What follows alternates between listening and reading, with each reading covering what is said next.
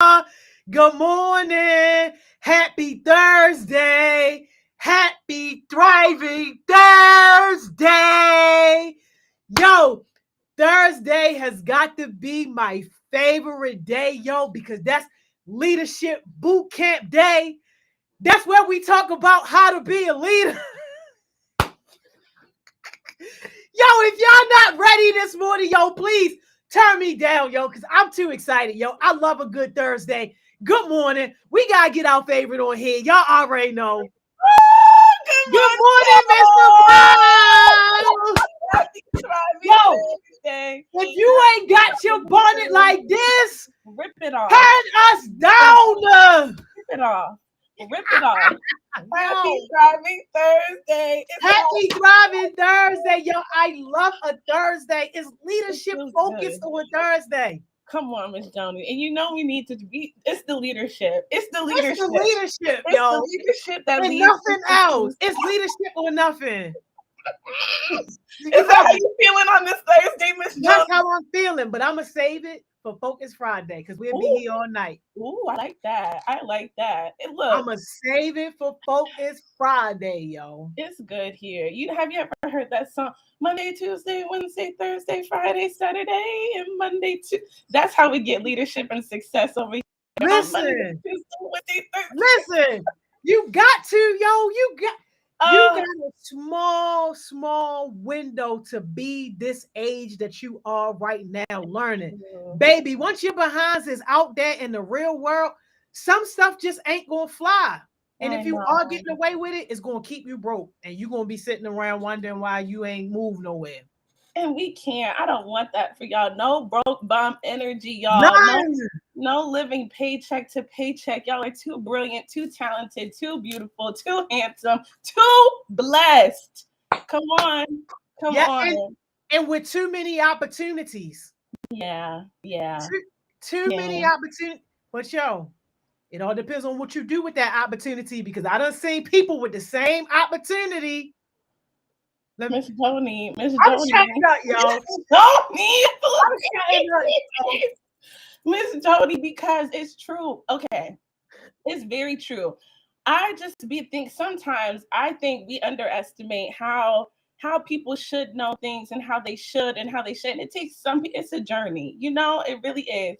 And my biggest hope and prayer, because everyone's on their journey, life is like a track, when a track has four lanes, right? Mm-hmm. And there's going to be one lane that starts out really like up there. And you're like, what the heck? That's not fair because I'm back here. And the other person's back here, and the other person's back here. But what you don't know is the closer you are to the inside, the shorter distance you have to go. The closer you are, the more you go outside of each lane, the lane widens. So that's why you guys have to focus in. You have to take the time you need to do what work we can only tell you so much. You have to do the work yourself. You have to reflect and you have to focus on your race. Because when you focus on your race, Miss Joni, you have a good stance, Miss Joni. You better smoke and straightforward. Whole time, everybody else like this, looking over at my lane. No. You can't look over. You can't look over, Miss Joni. Straight ahead. Then they don't get sloppy. Because the wind doesn't even go in the right direction. When you stay focused, the wind goes with you, your body's in motion, everything is going one way. You don't have one thing going this way, one thing going that way, two things going. We are focused. We are in our lane, getting to the finish line. Forget about who started where. All I care about is that I end up successful and not on no broke, bum, tacky, bum energy. And that's it. Yes, yo. Listen. It's too early. You're preaching. I'm glad you're preaching, yo. Because it's so important, Miss Joni. We only got 6 more days. No, for real, Miss Simone. I'm for real. People only got 6 more days to get this from you. That's it.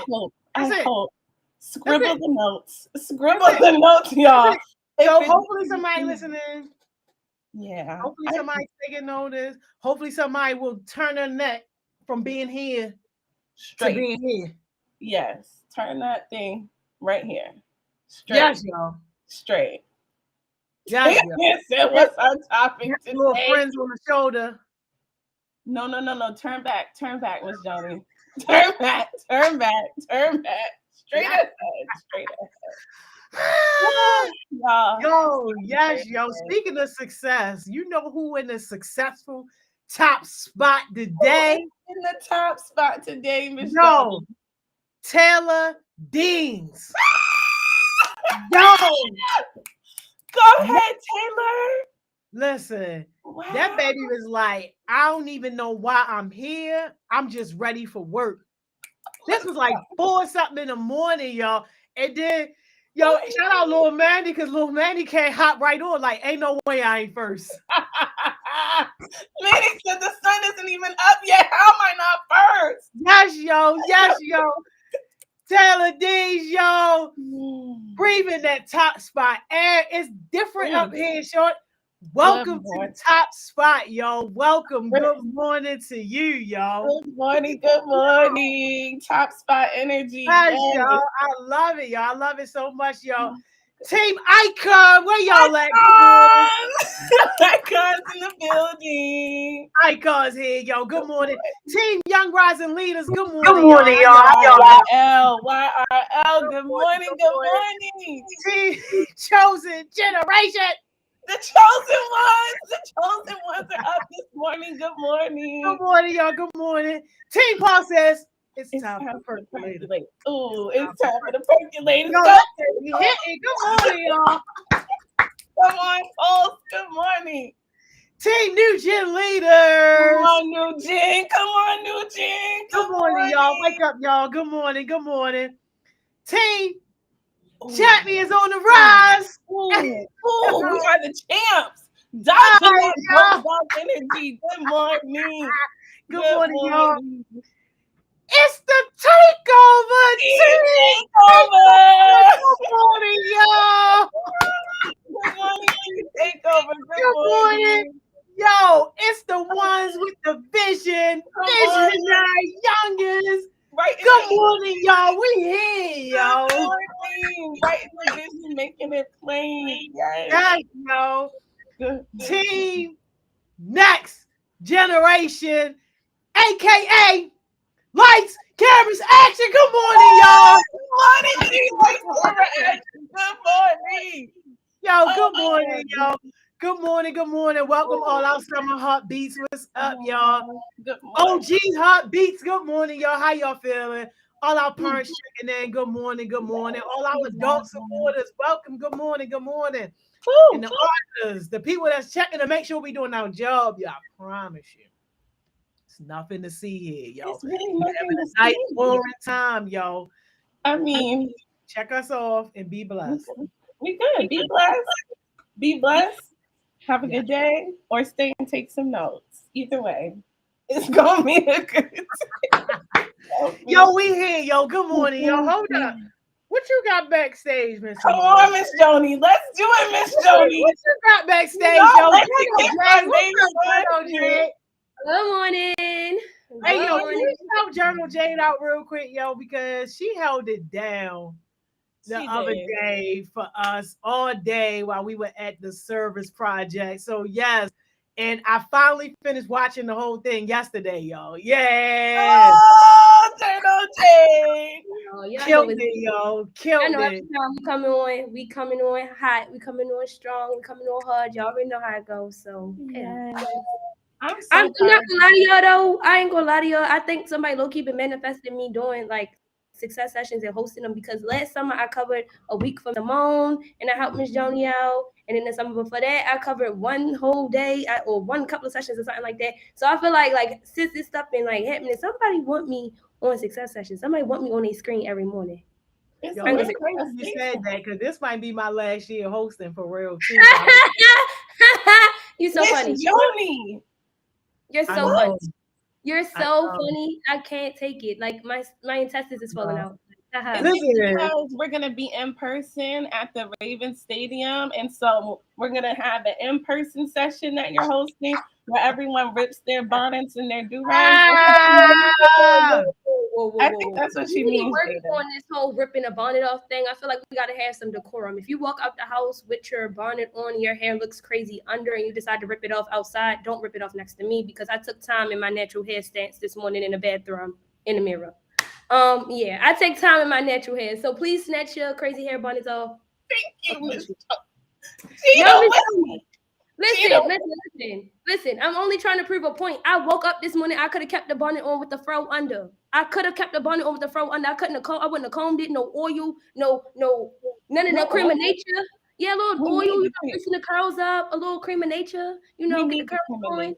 Right. A little comb, a little brush, a little scrunchie. If you ain't doing none of that, you can't stand next to me, baby. Because I stood in the mirror this morning for an hour fighting this hair. So somebody will see it, and I'm not snatching the bonnet off. Oh yeah, don't snatch the bonnet off next to me. Snatch the bonnet off over there with the other people who need the help. Oh my gosh. We'll have a natural hair section. I love you though. Snatch your bonnet off on the bus on your way to the stadium. Don't snatch your bonnet off in the stadium. Yo, I'm crying. Yes, yo, Roman, arms hurting, yo. I'm over here putting deodorant back on, trying to get on the session, patting on powder, make sure I'm not sweating in the bathroom, combing my hair out. I'm crying. Gina, come back, baby. Come back. That was a whole Back to what we here for. I'm sorry. Back to what we here for. I know. Miss Jo, you see how you got us riled up, talking about you're not gonna be here. Right. That wasn't me. That was General J. No, I was just saying, like, Miss Joni, first of all, Miss Simone said rip the bonnets off. You be having us rip the bonnets off in the house. Then you talk about you're not gonna be here no more. So where we gonna be where you gonna be at. So if you're gonna be at the stadium, that's where we gonna be. That's where we're gonna be, Miss Jo. Period. It's really on you, like wherever you go, we going. So like if you're not gonna be here, we not gonna be here. If you gonna be here, we gonna be here. You see where it's going? All right, we gonna figure it out, yo. We gonna figure it out. We don't rip our bonnets off with Miss Morgan. The bonnets already be off half the time, or they flew off on I-83 coming down past the gas mental house. So like we gotta rip the bonnets off somewhere, which is. But on a serious note, Jada, I am really proud because I remember when you first started, you were gonna host. You were like trying to figure out how you want to do it, how you want to bring your own energy, which is perfect about what we talked about before the session started about staying in your lane. And I feel like you were really trying to be intentional about how do I still bring energy to this space? You know, Miss Joni brings energy, Miss Simone brings energy, but I want to bring my J energy. And I feel like you really have been honing in on that. And you have us cracking up. You have us asking questions. You have us engaging in the chat. So I just want to affirm your uniqueness, your greatness. You do what J does, okay?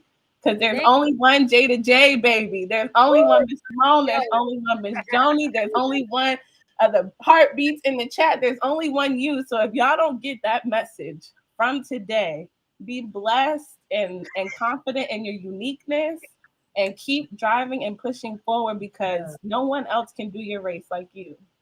Yeah, because listen, I'm not gonna lie. Miss Simone is not capping when she said this. Like, I was really, like, the first week, she was like, yeah, Jada, in 2 weeks, I want you host for me. I'm like, Miss Simone, you're hilarious. I'm not doing that. Are you crazy? So she like, Jada, I've watched you do the sessions. Like, I seen you, which is the presentation I'm about to do. Yeah. But, like, I watched you do the sessions. I know you can do it. And I'm like, Miss Simone, I don't know what type of tomfoolery, go out and buy some professional shirts so y'all can only see me from shoulder up stuff you got going on.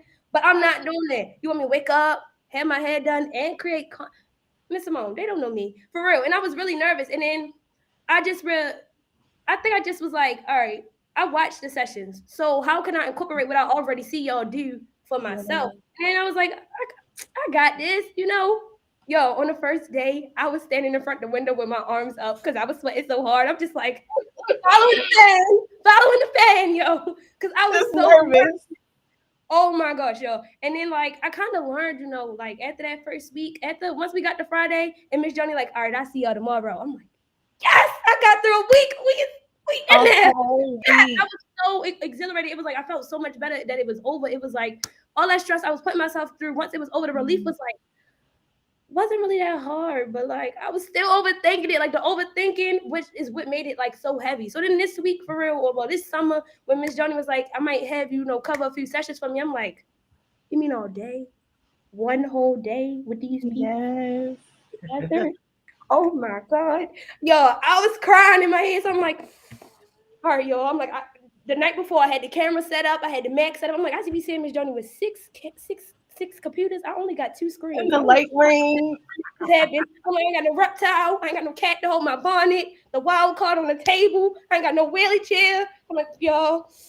All right, whatever. Yeah. I'm like, all right, let's get it. Whatever. I'm like, just let the energy run out. But no cap, I had to pray for decorum. Like the night before, I'm like, God, please don't let me get on this session. And Miss Joni texted me like, Diddy, you was ghetto. Please don't let Miss Joni text me and say nothing crazy about this session in my text messages because they not on D&D, and I'm not putting my MacBook on Do Not Disturb. I want y'all to see her cussing me out on screen as I'm shouting. I had to cuss you out in a while, so don't even do me. I'm just saying though. I was nervous. Because I ain't cussed you out since you've been out the grade for real. Yeah, but that was last year. Thank you, Jesus. But like, no, I was really nervous. So yeah, that, and then it was like once I got through it, it was like everything after that. Like after the first time, it was easy. Breaking down the door after the first time, it just flows. I still pray for decorum though, because I don't want Miss Joni texting me out of nowhere talking about you was wilding. But I have been working on it though. Like it's like prayer. Then I like be self-aware as I'm on the screen. I'm like watching the comments. I'm like, all right, don't respond to that. Don't say that. I had a little somebody come in spamming all wild. I'm like, delete them, block. So like once it got through the first time, it kind of went like easy, smooth. It was just like downhill.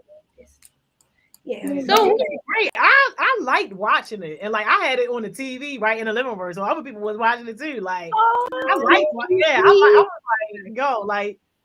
Now I see what people mean when they say this could legit be a TV show. Like, all right.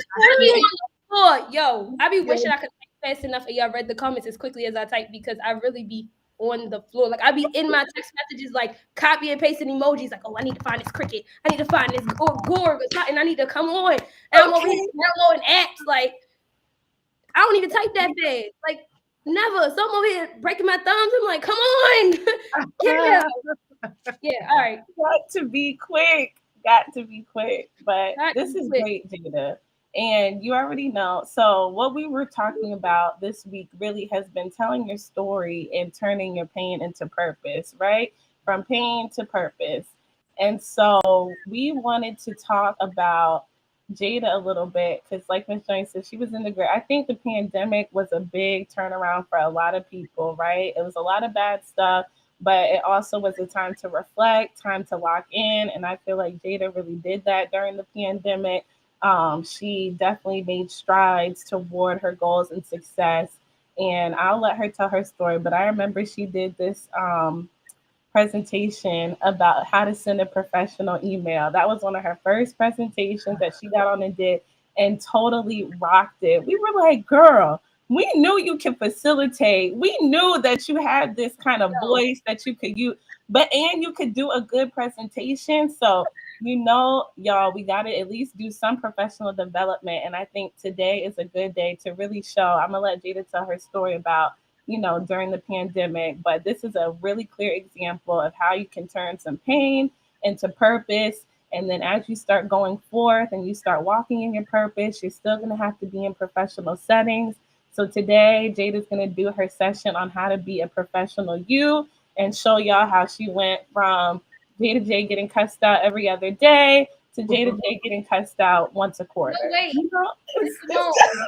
You call me Jada J. I went from Jada to Journal J because Miss Joni never called me Jada, really, honestly. She called me Pressy number 2. And if y'all don't know who Pressy number 1 is, then y'all don't even need to know that far. But she called me Pressy number 2 because we was 2 peas in a pod. So now, after I had wrote that piece for Urban Health Media, anyway, after I wrote that piece for Urban Health Media, I ended up becoming like Journal J because Miss Joni didn't know I could write. Miss Joni had met me because I had told her for a reason. Like I came to this meeting for a reason. I'm only here for one purpose. They started doing stuff I was interested in. I'm like, okay, I could do a little something. I just provided the connection, the hotspot for the whole our mayor must. I was really just the hotspot. Like my password is still Town Hall 100. But whatever. Miss Joni ain't know nothing about me. Nobody knew nothing. COVID hit for real. We got quarantined right in March, like right after I first met them. January, I went to my first 2 meetings. I had went to a few Thrive Thursdays. COVID. So they really didn't get to see too much. So basically, Success Sessions had first started. This was when COVID first started, like I said. So we didn't really have no template. So Miss Joni was like, we're gonna do success sessions, but we wasn't really calling them success sessions. They were just sessions on YouTube that we watched. We came up with success sessions over time. So I was like, I want to get up there and I want to present, a little presentation. Because they was success sessions, Miss Joni, but it wasn't set in stone. Like it was just sessions that we was hosting. There was no That's not true, yo. Where was you? You were asleep, yo. You were asleep, yo. No, first of all, I was not, because I presented this presentation in the 3rd week out of the 5 weeks of the success sessions after watching the presentation about networking and reaching out. And I did it to you, and you was like, this is perfect timing. Now, I was in and out the grave, sleep some days, doing success sessions last 2 summers ago, but I still came out with this fire presentation based off a week of success sessions. So, yeah. I'll clean it up after, y'all, so y'all know. So you can get the real story. How it really started, because you must not have, you couldn't have been rocking with us, yo. Miss Joni, I was like, I can tell you some of the stuff I remember from the first season. Like, I remember when you first came on, there was no painting back there. There was words from the night before that you had took notes for. That snake wasn't that snake. Like, I remember all that. Yo, you wasn't. All right, real quick, 20 seconds. Miss Simone. Yeah. Did we not start success sessions on Instagram Live? We did. And I was there for them. That's why I'm saying it wasn't success sessions on YouTube. Like, this wasn't success sessions. We was just watching them. Like, this was just some normal, like a live, like a Focus Friday thing. This wasn't no regular session. Like, this wasn't no. Yeah. Okay, well, let's talk about the session today. Just in case. If there was sessions on YouTube prior to it being success sessions and we on you, if there's a secret back there that y'all gotta hit and go. Not a secret. It's okay. Right? It's gotta be, because there ain't no way. I love success sessions from the jump. That's how I came up with this presentation, because I was like, well, how can I be better? Like, how can I step out my shell and show them that I got something? Like, I ain't no joke, because facilitating is really what I've been doing for years. So I made this presentation, and now usually I put my presentations on Canva, because Canva give good aesthetic, but I had to keep it on Google Slides. So, because this a way back, re-edited. I done got like 6 people to hit me up to do this presentation. I added 14 slides to it prior to host a 2-hour session that somebody asked me for through Miss Joni. Somebody asked me to host a session about this for 2 hours, so I had to add 14 more slides on top of this content. So yeah, this really just the first version. Actually, this is the one I presented on the first season of Success Sessions. So yeah. Pulled it out the archives. Come on, baby. Let's get to it. No. It's never in the archives. I love to keep a good presentation on back. Anytime I need content, we coming hot. No matter what it is. Stay ready so you don't have to get ready. Come on, Jada J. Take us away. Wait. Before we even go that far. Miss Joni said that to me one time, y'all. Now, and I'm one of the people who I believe in full circle moments where you try to learn your lessons as soon as possible, even though sometimes I be missing them. It took me a year. Not gonna lie. But like that, stay ready so you never had to get ready. At first, I thought that was a joke. Like when I was younger, I would go to Saturday school. I would go to summer school. I would do after school activities from 3 until 7, 8 o'clock at night. And then at first, I'm just thinking, oh, I like school, so this is what I want to do. But no, like the very next year when school started, I'm prepared. I'm like, I did multiplication with a table. In summer school. I know what I'm doing. I learned nouns, pronouns, verbs in summer school. I did this during Saturday school. Like I was coming back to school and I'm like, either I'm really smart or y'all just dumb. And at first I didn't know it was stay ready so you never had to get ready. So then when they put me on to it, the quote, I was like, all right, whatever. Paid no mind. Cool. Then one day somebody hit me up and was like, I need you to host a presentation for me. I'm like, what you want me to do? What you want me to do? You want me to make a new presentation? What you want me to do? So Mr. Monkey, like, Jada, you have presentations in your folder. Go pull something out and make it into something. Pull out some content you got and turn it into something. So I'm like, Miss Simone, you want me to turn a cow into a steak? And I don't know how you think I'm about to do that. But I did. And we ate up off of it. So it don't even matter. Big bang. Yo. So yeah, let's get into it. Being a more professional you. Oh, I love it. All right, our 2 questions of the day. First question is, what are people's first impression of you from an interview? And then the second question is, how would that impression change after an email? This is good. Well, wait though. I don't want y'all perspective from your first impression of an interview on you, but how would your first impression be for heartbeats? Like if like some of them you see in the comments, you see they be commenting and stuff. Like overall, what would your first impression be from an interview of our heartbeats? Oh, that's Mm, good. That's mm. good. Miss Simone, you answer for the both of us. Okay, so yeah, no, okay. You guys know what and this is perfect because I see your comment now. It's really the energy, y'all. And I know sometimes it can be hard. I know sometimes when some of y'all probably first got on, said, why are they screaming? Why are they? But it is contagious, y'all. When you come in, I want people's first impression for them to already know that this young person didn't come to play. They're not playing about their success. They have good energy. They're making eye contact. They're confident. Yeah, they might be a little nervous. Like you said, Jada, armpit sweaty. They were holding them out the car window on their way to the interview. But once they got in there, they remembered who they were. They had affirmations. They already had their schedule planned for the day. So they were there on time, actually a little early. You know, they came in with a good, confident energy that you just can't deny. So I really hope that that would be a heartbeat's first impression on anywhere they go to. Good handshake, eye contact, confident, good energy. Like by the time I leave here, all y'all gonna do is talk about me for the rest of the day because I'm adding that much value. But don't say nothing crazy because they my mentors. I don't play like that. What happened? That's all I'm saying. Screaming. Y'all want about my mentors, but don't be crazy though. And Miss Johnny will tell you, I'm the one who she got to pull the wild card on every day. Like Miss Johnny will tell you, I'm the wild card girl. I really think she came up with the wild card for me because Miss Johnny be like pulling me back by my collar, like Jada, hell, yo, calm down. It's not called for all that. Calm down. Miss Johnny, the people want your answer. Yeah, I was say. All right, y'all don't judge me for my answer, yo. Don't judge me for my answer. But don't say nothing crazy. I don't got my wild card. No, I ain't gonna say nothing crazy, but I just don't judge me and just know that my answer is based off of my experiences. Yeah. I be think people bluffing 99.9% of the time. Cause I done seen it too many times where people come in with this fresh batch of motivation. Yeah. And then it's all like, yo, you get the opportunity, you get the access, you got a whole ground right here ready for you to just run and go at it. And yo, people just play themselves. Yeah. Yeah. And how do you think that those impressions that these heartbeats would leave on these people would change after their emails? Because I'm not gonna lie to you, in person, I mean, y'all see me up here and I talk, articulately, I guess you could say, in a sense, but like in person, it'd be like I gotta make a joke to like relieve my anxiety so that it's not awkward. Like, so I feel like writing, if I text you, you'd be like, Jada got it going on. But if you see me in person, you'd be like, why is she always making jokes? It's because I need to relieve my anxiety. So like my email impression would be like, oh, this girl got it. In person, you'd be like, this girl plays too much. I love that.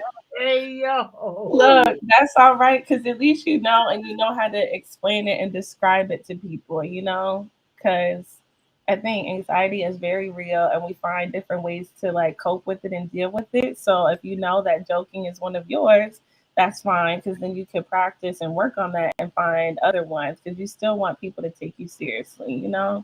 And that goes to Kamaya's point. Whole time they do be bluffing because it's the first impression, but that's simply how you acquire the job. You have to keep the job, which is important.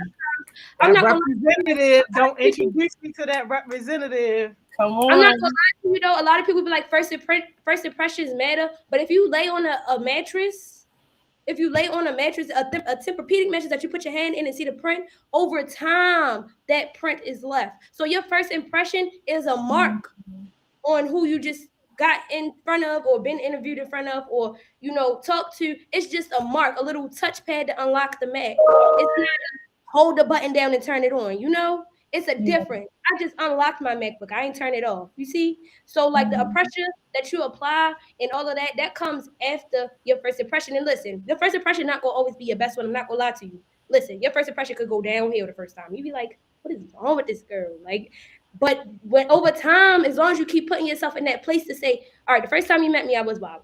Now you ain't gotta hold yourself accountable to them because they don't know you. That could have just been an off day for you. No cap, it could have just been an off day. So it'd be like, that girl was wilding. But over time, it'd be like, Yeah, Jada talk too much, but some of the stuff she be saying really do be hitting home for me. Some of the analogies she be bringing up really do be setting back on my mind. Like I would get that tattooed on me, over time it come in.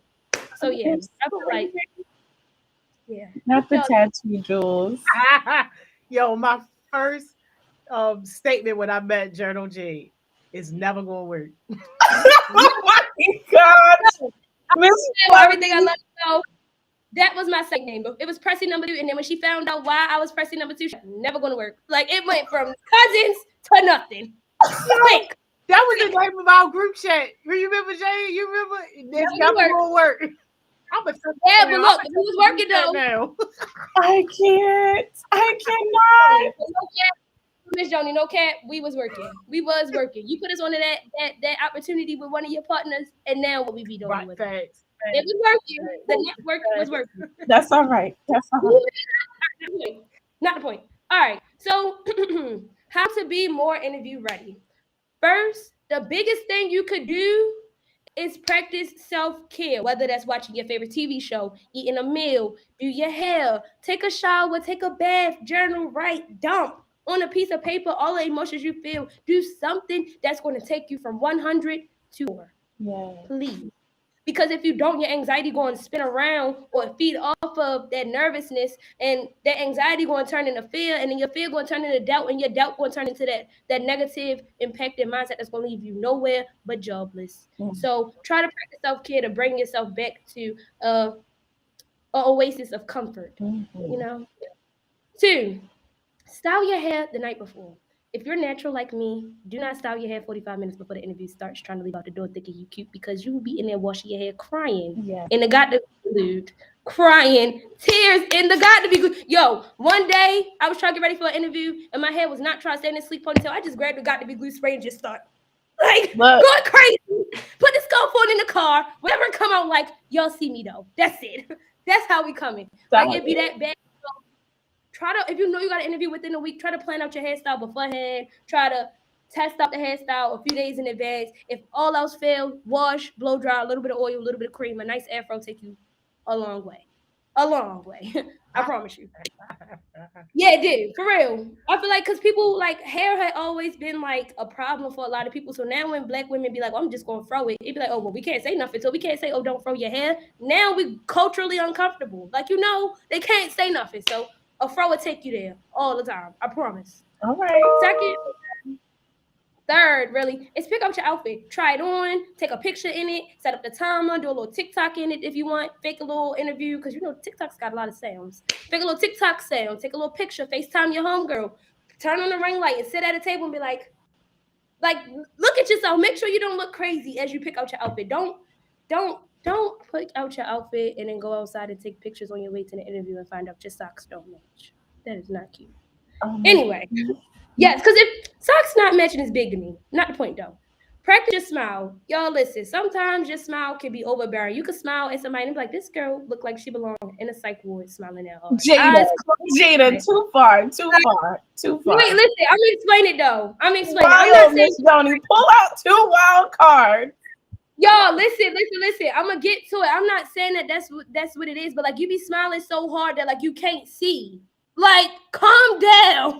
Like you about to scare these people. You just teeth, gums, and lips right now. Like, calm down. You're scaring them. And I'm not saying don't smile, because everybody has a beautiful smile. That one curve on your face is the best curve ever. Like nobody got another one like that. So I'm not saying that, but just calm down. Like, don't be too overly. Don't do too much, because sometimes people be like, her energy is good, but it may be overbearing to my customers, So try to balance it. Find that smile. That give. Yeah, smile with your eyes too. Don't forget that, because you can look at dead in the eyes and be happy. So work on it. Miss Joni, are you still breathing over there? Are you still breathing over there? Get the inhaler, Miss Joni. Miss Joni, all right. Keep going. I'm gonna go to Kanaya comment though about professionalism. Yeah, clothes wise, crop tops is a no. Now, if you got some professional shorts, that's fine. You might want to slide some tights on under the professional shorts to give your legs like that one even color, and some sandals or some slides or something. Not toes out. If you do have on some toe out heels, that's fine, because heels is acceptable at an interview, even if your toes are out a little bit. A little 1-2 strip, whatever. But don't go out there with your Saturday Night Live outfit on. Put the little black dress back down and go pick up a button down. Like for real. Yeah, because some of the stuff, y'all, come on now. And if you know, or if you feel like I want something like that give a sleek look, putting on tights under dress pants really smoothing out the look. I promise. Now, your grandparents probably looking at the screen like, who told her that trick? But like my grandmother told me, it make it real smooth. Yeah, keep a good pair of sandals, one button down, and one pair of dress pants if need be. Forever 21 always got some nice professional shirts. Like it got a triangle on mine, it's gold, it got nice shoulders. I got a black and white one. Yeah, try one of them. Also, do some research on a business that you are trying to like be a part of. Don't come to Miss Joni trying to be a part of Heart Smells. Talk about, yeah, Miss Joni, I know how to balance a register. I know how to drop some fries. I could put the stick in the ice cream machine, even though the ice cream machine don't work. I could put the stick in there. You could get the Oreos. Like, don't come up here and talk about McDonald's and you trying to work at Heart Smells. Like, balance, like some of the stuff is hard skills and some of the stuff is soft skills that you've acquired from these jobs. So take the hard skills and put them first, and then the soft skills, take them second and form them around the job. I know y'all probably about to laugh, but this one guy, if I could find a notebook, I took a professional development class with him. Got you. I took a professional development class with him, and basically he was saying, like, if there's a job that you want, go see what they looking for. Go back to where you applied for that job for and see what they looking for, and find them hard skills and them soft skills and make them fit to what they want. Be that company's best choice. Make a whole new resume if you have to, surrounding hard skills and soft skills that got something to do with that job. I'll make a resume for every job I want to apply for. I got a president resume right now, political science, partially empty, but I still got it pending for manifestation. Every day I look at it, I'm like, I'm coming for you. I'm on my way. Just hold on. I'm gonna fill it up. Small stuff, like trying to build it. So yeah, like try to find that. Yeah, do that research, make that. Practice your presentation, practice your smile, practice your walk, practice your handshake, practice how you don't be coming in there slapping the table on the paper. The paper on the table. Come in there, slide it down, Yeah, practice. Get yourself some role playing skills so you be ready. And finally, get some rest, because all this gonna take a lot out of you. Because combing your hair, that's a fight. So get some rest and make sure you get a lot of rest, because you don't want to walk in with bags under your eyes. You don't want to be looking crazy or like zombie like because you didn't get a lot of sleep. If you need to go grab your French vanilla, please go get a French vanilla before you get here. Anything that's gonna keep you up. And if you know that you are someone who thrives on coffee and to keep you up, then have your coffee early. Yeah. So that it can sit in. So when you get there, you cool. Right. All right. So that's that. Questions to ask at the interview. Screenshot this for your own purposes. I'm going to leave it up for a second. Come back later. Get the screenshot. Whatever. Ask these questions at the interview, because those questions make you look good. Good. Very good. And it also gives you a template of how or who you may want to be while you're in this business. So come back and get your screenshot later. We'll get it now. Next. Remember, LinkedIn. Y'all know I'm one for analogies and acronyms. So before you send out your email, 1, look for typos. 2, include information in the body. Don't send me no email about nothing. If you send me and it basically give empty message, I'm going to respond back, hello, bracket, empty message, bracket, best regards, Jada. Because I don't want that. Like, it's empty. What you want me to do with that? You're not giving me nothing to work with. Right. And some people won't even respond if they feel like the email doesn't have like enough information. People get emails all day, y'all. So you have to really make sure you get to the point. You have your message. It's succinct and concise, and it's something that somebody will respond to. So that's good. Yeah. Also, make sure you include a nice professional tone. When you have a tone that gives warming or comforting as I read the email, it's more than likely a yes for a response from you. They're going to be like, oh, yeah, she came in. She said, hello, good morning. She told me best wishes, well wishes, regards, whatever. She introduced herself. I knew who she was. She wasn't on my line or in this email bragging about something. Got nothing to do with what she emailing me for. Like, it gave me what I was looking for. It was nice. It was professional. Yes. Also, keep it brief and efficient. Unlike me, keep it short. Keep it short. To the point, real fast. Because sometimes a long email about nothing is stressful. And like Ms. Simone said, we won't respond. Next, have an effective message. If you're emailing me about puppies, do not ask me about a kennel and some dog food if you're emailing me to buy a puppy. Keep it about the puppy. I don't care about where you live at. I don't care how you get in the puppy. Just keep it about the puppy. Like when you emailing, keep it about what you're looking for. That's it. Yeah, that's true. Yeah. Effective, because then it's effective. It's like, all right, you emailing me, I don't know what you really want. Like other people trying to get the same thing you trying to get. I don't got time for this. Yeah. Mm-hmm. Then direct contact information. I am not calling around Baltimore City talking to your homeboys, cousins, sisters, brothers, baby mother, aunt, uncle, grandmother to find you because you at Pookie house. No, I'm trying to call your grandmother. I'm trying to talk to your mother, maybe a sister, a aunt, a mentor. Yo, I promise you, if they say they need a direct contact information and my phone go up, I'm putting Miss Simone's number down like it's mine. Like, what you say? I'm putting Miss Joni second, her business phone. I'm putting that business phone number down like I pay But that. first, put your contact. Put your contact first.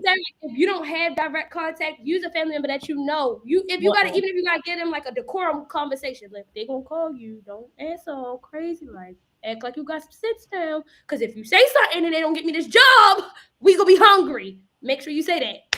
Cause no, the person who taught me about making a email or a resume for the job that you're applying for told me that he called somebody and they baby father answered. It was like, yo, who this? And he hung right up and they did not get that job. Yeah, He hung that's right not up and did not get that job. So make sure you got direct contact information.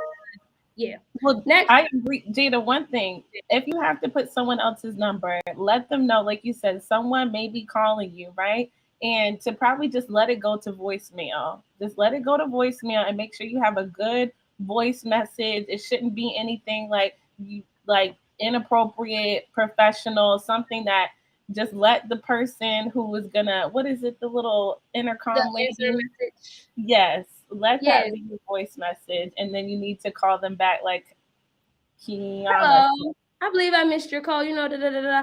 Also, if you have people who have like more advanced phones, your voice messages turn into text messages, so they'll get the notification. So that way, you could like personalize it or the automated message that come up, and they'd be like, "Hello, if you're looking for please reach out to this number." Da, da, da, da, da. And then they'd be like, you got a text message now that say, hey, this person called or whatever. I didn't answer. They left a voicemail saying that they was this, that, and the third, and they was going to call this and the third number or whatever. Like, try to keep it in the connect for real. Because text messages, right? Anyway, individualized signatures. Now, I know you're probably like, how is it going to be individualized if they are kind of like all over the place? But not the point. Lastly, never use slang. If you texting, don't do that. But we're going to get into that. Subject, take a screenshot. Quick notes is for your summaries. Subjects is a short summary of your overall message. Attachment is a file that's sent along. CC means carbon copy. BCC is blind carbon copy. And spam is where your junk mail go. Right. All right. Edit mock email, the one we all love. So listen, y'all. Miss Michelle Obama came on this sex session the other 2 summers ago, right? And I was like, I need to reach out to Miss Michelle. I need to talk to her. So, y'all, I emailed Michelle Obama at michelleobama@gmail.com from prettygirlgang@gmail.com. I did not carbon copy or blind carbon copy nobody. And my subject is friends. So this is what I said. Tell me what y'all think. And be real. Don't play with me neither. Be real. What's up, Miss Obama girl? After I seen you on that little fellowship meeting thing on Tuesday, I just knew I had to follow up with you, girl, because, honey, I literally love you, like, so much. Please let me know when I could come to your house and make a quick bag, or maybe just share with you in Little Rock. You know the vibe, Shelly Shell on the beat. Forever loving, beautiful me, pretty girl, too cute, _J. P.S. Bring the kids and dog. P.S.S. Please respond ASAP. Yeah.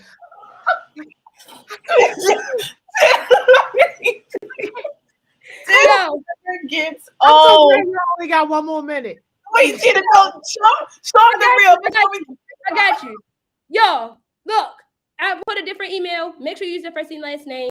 Blind carbon copy somebody or carbon copy somebody so they know. Put success session follow up if you following up with somebody at the success session. And your body includes salutations, important summary response, a signature ending, and correct contact information always. Lastly, but not leastly, successful dialect email starters for you and your homegirls. Take a screenshot, send it out, put it in the group chat, share it, post it as your profile picture. I don't care, but it's there for you.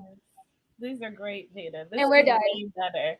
Yep. These And we're are done. good. Y'all, take a screenshot of this one. Leave the Miss Obama girl at home. Please make sure y'all are carrying yourself professionally, whether you're going to a job interview, whether you're being your own personal brand. Please keep it professional because Y'all got 2 seconds for a jewel. Yeah, 2 seconds, real quick. Turn your pain into purpose by turning your anxiety into action. That's it. yes, yes. And mine is run your own race, y'all. Run your own race. Yes. We Yes. did it. Yo, Yeah. thank y'all for taking my breath away.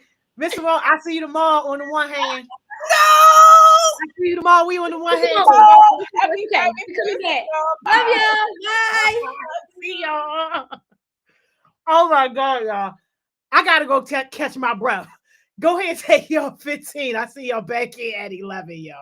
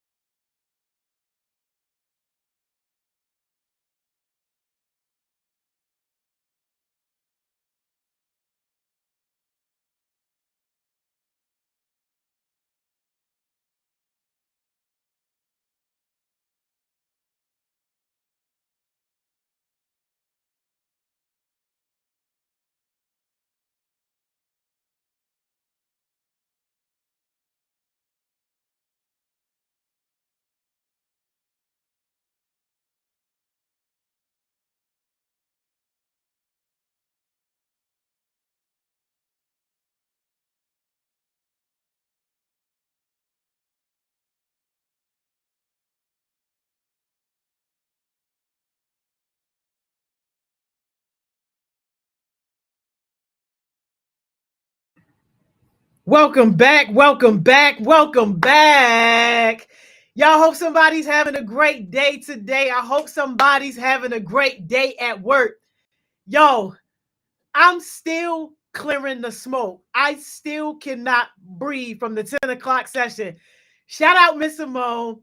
Shout out Journal Jade for that amazing presentation. And y'all, even though that presentation had us crying, I hope nobody missed the message about professionalism and why that is important. And y'all, Journal Jade, just to be 100 with y'all, she is the perfect example of keep trying, keep getting back up and keep trying. Because y'all heard in her presentation how she kept on slighting me. Yeah, when Miss Joni cussed me out, when Miss Joni cussed me out. Look, I'm just glad that the cuss outs pay off, y'all, and that people really be listening. But like, yo, if you are sitting right now and you thinking like, I done messed up, I had some bad situations, I don't know how I'm gonna come back, whatever. Journal J is the perfect person to have those type of conversations because it don't matter what storm come her way, yo, she gonna be back. And today was proof, y'all. She's back. So shout out Journal J for that. All right, y'all. We at my favorite part of the day. The part of the day where I get to dig into our Heart Smiles bag and introduce you to some of our amazing people, y'all. And look, I only got like 6 more people to introduce y'all to, and then this whole thing about to be over. This little arrangement we got is about to be over. So I'm glad that this man made it and that he's on here. I know I say it every day, yo, that I absolutely love the person, but I promise you, I'm for real this time when I say that I love this person, y'all. Here go my man, y'all, Mr. Dion. Oh man, yo, we can't hear nothing. Where's the tech god at dawn to dawn? Yo, can't hear a thing, yo. We gonna work on it though. We gonna work on it. We gonna make sure my man's on Chrome and not that Safari. we go. All right. Yo, don't worry about it, yo. He coming right back, yo. He coming right back. And y'all gonna love him. Y'all gonna see why I love him, yo. They like check the settings. We need the tech guards, yo. All the Verizon guards. If y'all listening right now, just touch his line. He don't need it for the whole day. Just for these 45 minutes, he about to be with us, y'all. All the T-Mobile guards, please touch his line, yo. The audio feature, accept the audio permission. All right, got it, yo. Switch from default to the other one. Got it.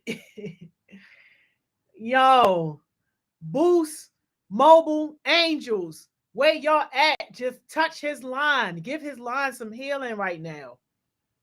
He don't need it for the whole day, yo. Just this little bit of time, yo, that he's spending with us. He coming back, y'all. Don't even worry about it, y'all. My prayers to the tech God always get answered. Don't even worry about it, yo. Definitely need a handbook at this point, yo. Yo, while we waiting for my man's Dion to get back on, yo, any quick questions for me, yo? Any quick questions for me that I can answer on the fly, yo? Put them in right now and we gonna see. Hold up. Can you hear me? There we go. Cancel that, y'all. No questions for me. My man back. Hey, look, I'm a Mac guy. I don't use Google nothing. I'm on Adobe and I'm on Mac. That's my team right there. Oh man, it's all good. We just glad you could spend some time with us. Thank you so much. No, this is a honor and a privilege. You know, I've been sending emails trying to be a part of be a heartbeat for the past 5 years, and now I get the privilege to be a part of the conversation. I'm excited. I'm Yo, you excited. play too much, yo. So look, I know who Mr. Dion is. I know I love you, but can you tell our summer heartbeats like who the heck is Mr. Dion? Like, spill all your little tea. Like, where did you grow up? How was your childhood? Give us all that. All right, so I'm Dion Bowen. I'm from West Baltimore. I grew up in Lexington Terrace Projects, and then I moved up. So if y'all too young to know this is a movie. It was a show called The Wire that came out. I grew up in those projects, and then I moved to a place where The Corner was shot. Y'all don't. The Corner is way older, but I grew up in poverty. I grew up with my two parents that were, really kind of hooked on drugs for the most part of my life, through God and through transformation. My mom was like 30 years clean. You couldn't even tell. Mm. And because of that, that's where I kind of get my grind from that aspect. I went to Emerson Westside High School. Played football in college at Salisbury University. Graduated a graphic design degree. Now I've been an educator, been a teacher, behavioral specialist, a deacon at my church, and now I've been full time in business for at least the past 6 years. But I've been doing business probably for like almost 12 to 15. So. Yeah. I love the platform that you guys. But I don't know if you guys know, but it's special people in the city that are doing some amazing things. And this Heart Smiles organization, Miss Joni, has really, I've seen, just not even through her, but through the examples of the youth that I've been able to work with through this program. And I know it's something special. So as much as I can, trying to put people on and create opportunities for you guys. I know Heart Smiles is one of those organizations. I know y'all gonna come through. Y'all official all the way. So I'm Yeah. excited to be here. I'm excited to give you guys the game on whatever Miss Joni want to talk about. We could talk about it. Yes, yo, just thank you for all that. And like, wow, I knew you had a powerful story, but like, wow. So, did you always know that you were going to end up like graphic design and in the church? Because did I hear you right? You Deacon Dion too? Yeah, I'm Deacon Dion. Yeah. Nah, so I think I never wanted to be like everybody else. Like I never wanted to follow people. Um I never wanted to be a follower. So every time Mm, people did stuff, I just didn't do it. I did the opposite, or I watched them, or I studied them. When all my friends were, so they called jumping out the porch. I said, I'm gonna watch those guys, see how it goes. And it wasn't good, and I was just like, why? I'm not doing that, So I just said, I'm gonna try school. I'm gonna try this education thing. I'm gonna try this sports mhm, thing. And when I graduated college, I listen to this. I have a degree and I've never worked in the graphic design business. Like I've never what? worked corporately for a graphic design business. I came home, I couldn't find a job, so did the next creative thing. I created a clothing line. And I started drawing and design. One of my coaches from where I played football at in Salisbury got me into the teaching, well, into a school where I eventually became a teacher at. And I just went out in business and built my own thing. And I've been like that for the longest time. I think Yeah. what got me into business and taught me business was network marketing.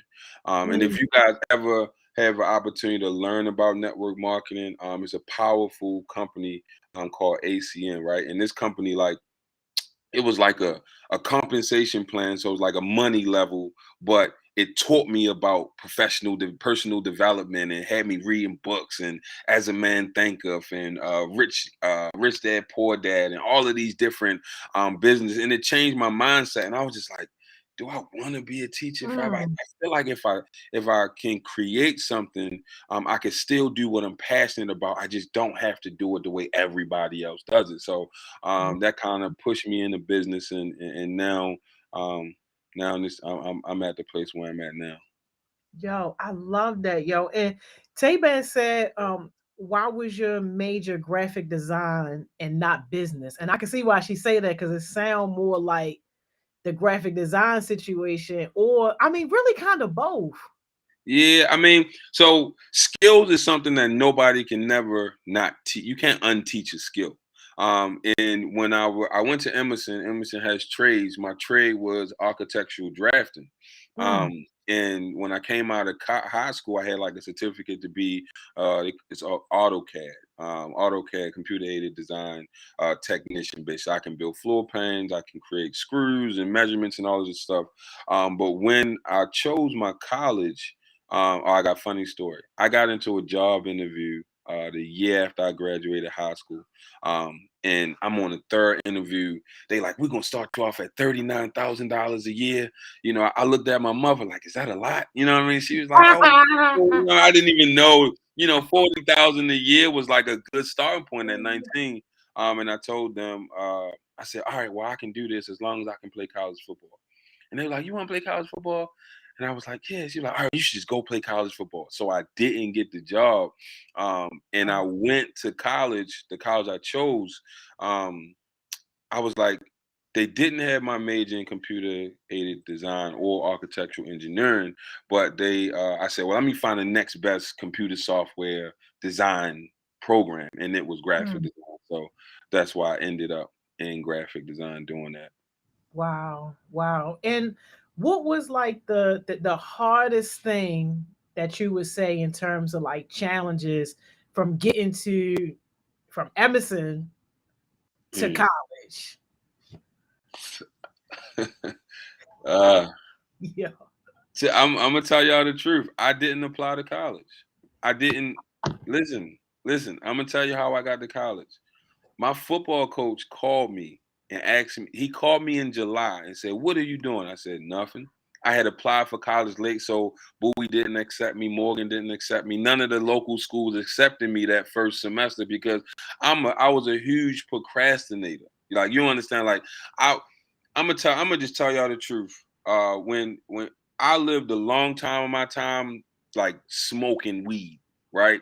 And that just was a procrastinated people. I mean, like people we sit here and act like, oh, it's not really a drug, da, da, da, da. But for me, I did everything high. I mean, woke up high, smoked all day, made major decisions. I played football, basketball, and lacrosse high all the time, and it delayed what I really was supposed to have been focusing on and locking my time into Mm, because my mind was somewhere else most of the time. Like I'm laughing, I'm joking, I'm the cool guy, but I'm getting C's when I can get A's. You know what I mean? Like I'm literally not reaching my potential because I'm so focused on other stuff because I'm not focused. So my high school coach called me and said, "Man, what you doing? Where you going to college?" I said, "I don't know." He said, "Man, we going on this college visit. You need to go." This is wow. the middle of July.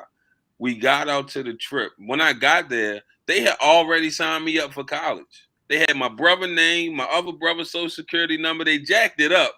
But that's how I got into a junior college in West Virginia. Wow. And I did 2 years out there and then transferred to Salisbury. So I got an AA and a bachelor's degree.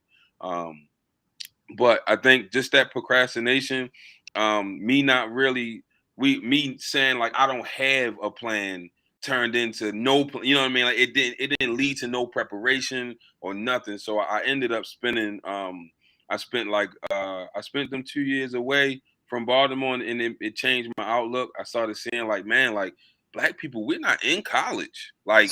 It was like 5 of us in West Virginia. You know what I mean? And 2,000 other people. And this is a culture shock. Like, and I'm gonna be honest, the only white people I knew growing up, and we had no white people in my high school as like kids. So not really. We had like 2 or 3 maybe.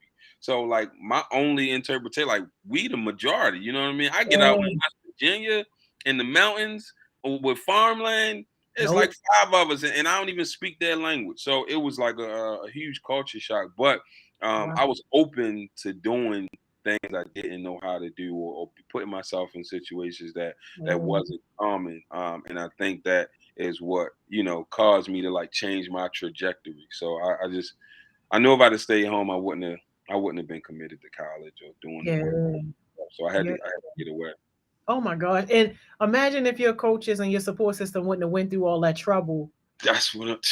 Oh my goodness. Listen, they did even more. He got me into college. Then I had to walk on to the football team in Salisbury. And walk on means I didn't play football in 2 years.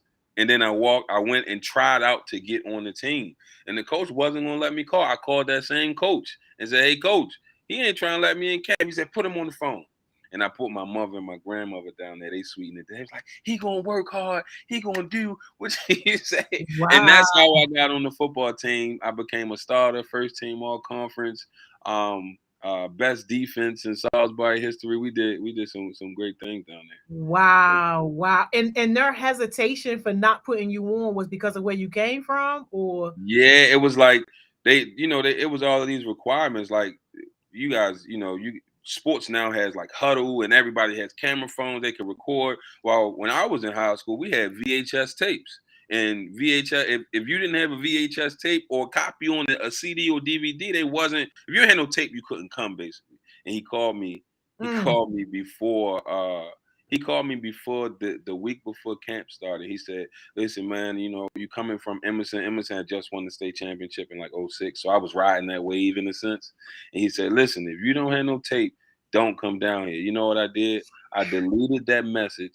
I packed up the whole truck, my mother's truck, my grandmother, my mother, and my little cousin, and I still drove to Salisbury because I wanted it. You know what I mean? And sometimes you just gotta go out on faith and just do stuff. Even you might not have, it might not be the perfect situation or the perfect setup, but sometimes you just gotta trust God and just go after it. You know what I mean? And I went after it, and I knew that I wasn't supposed to be there, right? And and I'm going to these places, and the coaches are like, Mr. You're Dion Bone. Oh yeah, you can't come in. We can't set you up for anything. Go see the head coach. And I'm walking over there. I'm like, yeah, my mother asking me, and I'm man, I got my game, I got my poker face. I'm like, yeah, man, I don't know what's up. Let me go talk to this coach. Go over there, talk to the coach, man. I called my high school coach. He got back on the phone and really vouched for me. You know what I mean? Like listen, this is the person you want. Da da da da. You ask for people. This is him. And I didn't disappoint. So I just needed that one opportunity. I needed somebody to take a chance on me, and I was gonna do anything to get it. Oh my God. I love that so much. I love that so much. Breezy said, can you talk about the transition from college to the real world? Was it scary? And what are some things to do and not to do? That's time. Okay. My transition was crazy. I spent 5.5 years straight in college playing football. I tore my shoulder. When I got out of college, I was so drained, like mentally, physically, I was drained. And this is what not to do. Don't take a break. Sometimes stopping, you never can get that momentum to turn it back on. I took 6 months off. I came home. I graduated in December, and I spent from December to June, I just did nothing. I was like, man, I'm gonna just relax. But that in that relaxation time, I'm back in the hood. I'm back around all my homies. I'm back in the neighborhood now. And when you go back to your old environment, sometimes you lose what you just built all the way up because you're trying to be on the level where people where people that's kind of, in lack of better term, beneath you. You know what I mean? Some of my great best friends that I love and know, they never graduated high school. Some of them never made it through middle school. You know what I mean? But I'm around these like-minded people, and sometimes you dumb yourself down to be around some people. You know what I mean? And that was something that I saw after 6 months. And I gotta get out of this too. I can't be in this neighborhood. If I'm doing the stuff they doing and I get locked up, I'm gonna be in. Just imagine me. I was telling myself, I'm gonna be in jail. If I run around my homeboys, I'm gonna be in jail with 2 college degrees with Negroes. I know I ain't graduate middle school. I'm gonna be in there sitting with them. Like that's the great. You know what I mean? Like, how does that, connect to each other? And that was kind of like my wake up call. But so afterwards, I think relationships, and I'll say this for entrepreneurship, for school, for anything, relationships matter. Like I got my first job through a relationship. I got my first business idea through a relationship. I got into my first business programs through relationships. Like the degree is the standard. Like, and I'll say this because a lot of people say, I don't want to go to college. College not for everybody. This, that, and the third. And it's not for everybody, but you won't know unless you go. Like, you can't not go and say it's not for me. You know what I mean? Like, it just doesn't. You know, sometimes it doesn't equate. And we gotta understand that as our people, what's the stand? We gotta learn to play this game that United States has created. Like, sometimes it's like, go get the education, because sometimes that's a baseline for them to even look at your resume. For them to even put you in higher position jobs. When I became a teacher, the next thing they said is go back to school and get your master's. Go back to school and get your PhD. And that was the only way I could get more money, is get more education.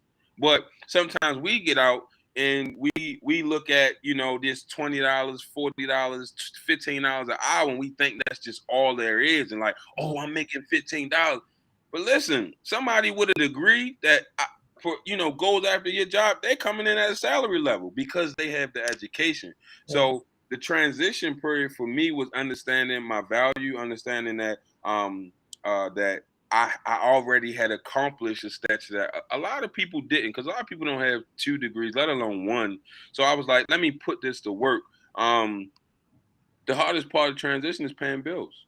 You know, ready to pay bills when you graduate and you get a job and you get a house and you get a car and you get car insurance. Like that transition was it made me responsible, because for so long I relied on my mother to do a lot of stuff. So me getting a job, me understanding how bank accounts work, how debit and credit work, how to pay your bills on your credit is really important. All of those things help with the transition, and really having a good mental mindset for the goals that you're trying to achieve and where you're trying to go. All of those help. Yes, we love it. Andre said, how was it making the decision to actually go through with college and stop procrastinating? I know you touched on it a bit, but he wanted to know. How hard was it to make that decision to go through with college? Listen, every year I was like, I ain't going back. I'm gonna tell you this now. I finished my first year. I was like, I ain't going back to West Virginia. I went back, then I got to my after I had got my AA, and it was like a funny thing that they did where I couldn't get my AA. I was like 5 credits short. So it's like, whatever college you transfer to, you can go and they'll send your credits back to get an AA. And I think how I had to stop smoking. One was a big thing. Stop smoking. Like, sometimes, like, listen, that is extracurricular. You know what I mean? Like, that is something that you don't really need to do. And that, for me, this is what I'm telling myself. And then another thing was, I started getting around people that thought or was in the same position as I was. So, my brother was already in college in Frostburg. The West Virginia school was like 20 minutes away. And I think everything I've done, I tried to emulate my big brother. We don't get along as good, but I wanted to be just like him. So when he played football, I played football. When he went to college, I went to college. So I started hanging around his friends, and they showed me a plan. They said, look, when you get out of college in 3 years, you can at least make $50,000 with your degree. This is what the average graphic designer makes. And then if you go and do X, Y, Z, then you can, if you get your master's or your PhD, you can go into this job. You go to the government. Government has government contracts. You can make 80, 90 to 100. So I started seeing a big picture, and I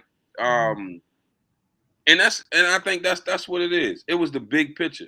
And sometimes we can't see it. Sometimes in our environment, hang around with our friends, or not being able to connect with those people that that can really paint a picture for you, so where you can put yourself in there. Like, man, I can see myself in the next 20, 30, maybe like next 5 years with a degree, or the next 10 years working at this job. And sometimes vision casting is the biggest thing that we can do to take our minds off what we currently doing and put them on stuff that's valuable. Yes. Yo, Kramar gonna beat you down with the question. Yo, he gonna smack you over your head. If this Kramar, you ain't gotta slam me, yo. I got it, yo. I got it, yo. He said, what was your life like in college? Times 15. He said it 15 times. What was my life like in college? Yo, college was the funnest. I'm telling you, I'm telling you, college was so much fun, and that's why I don't understand why people don't go. I mean, like, if your mother's like my mother, I'm the baby boy, so she on my back, like she doing the most. Like, I mean, my mother on my heels. I couldn't do nothing that my other brothers did. It just didn't work like that for me. So going to college was like a relief. I was like, man, I'm on my own. I got my own room. I got my own bed. I got my own, like, I'm waking up when I want to. Da da da da. So it was fun, man. It was really, really fun. I think West Virginia was like a culture shock first. But once I kind of got in the environment and started learning, figuring things out. Time management was really, really big. That's probably the number one thing in college that you'll need is time management, because you have freedom. Like, nobody's checking on you if you woke up on time. Nobody's, making sure you eat breakfast, lunch, and dinner. Nobody's telling you to study. Nobody's prepping. There's no real stuff. So I found support services in college. So I was getting tutored, all of that, because I needed it. And it kind of it's a gradual change from high school that starts out. But the partying is fun, and all of that stuff it's fun. It's fun. It's fun. Yeah. I think the relationships you build last long. If you go to college, do not get in a relationship the first 2 weeks of college. Don't do it. I'm telling you, it's a trap. Because I seen it, Miss Jones. I done been to 3 different colleges as a freshman, and I seen it. These people go to college and they get in these big relationships in the first 2 weeks, and it don't even last a semester. You know what I mean? Like, look, I got you, Daddy. look, No. don't do it. No, they need to know. Don't be rushing into no. Look, listen, everybody gonna play their hand the first 2 weeks. You just gotta wait. Like, Oh, don't do boy. it. Don't do it. Yo, don't be pressed, Yeah, basically. don't be pressed. Yes, yes. Hey, yo, oh my God. Cam Gotti said, can you talk about transitioning from a boy to a man? Like, what tools did you need?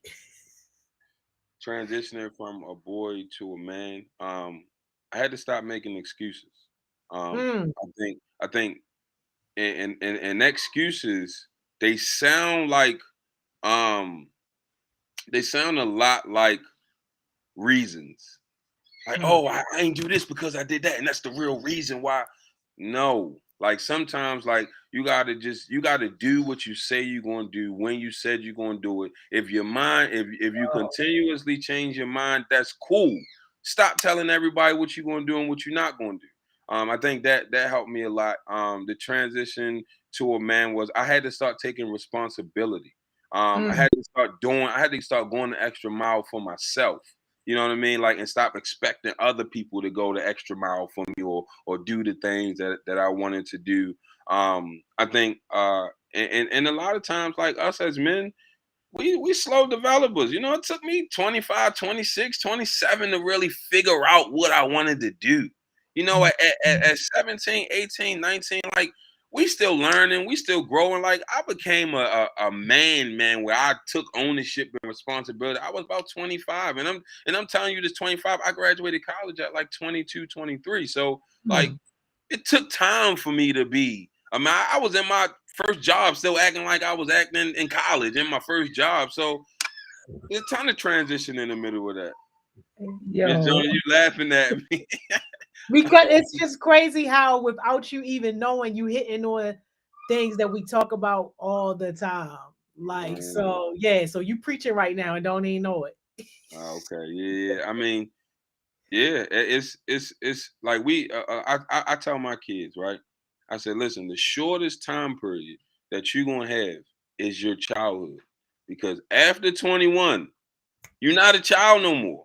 If you grow to be 70 years old, that's 50 years as an adult.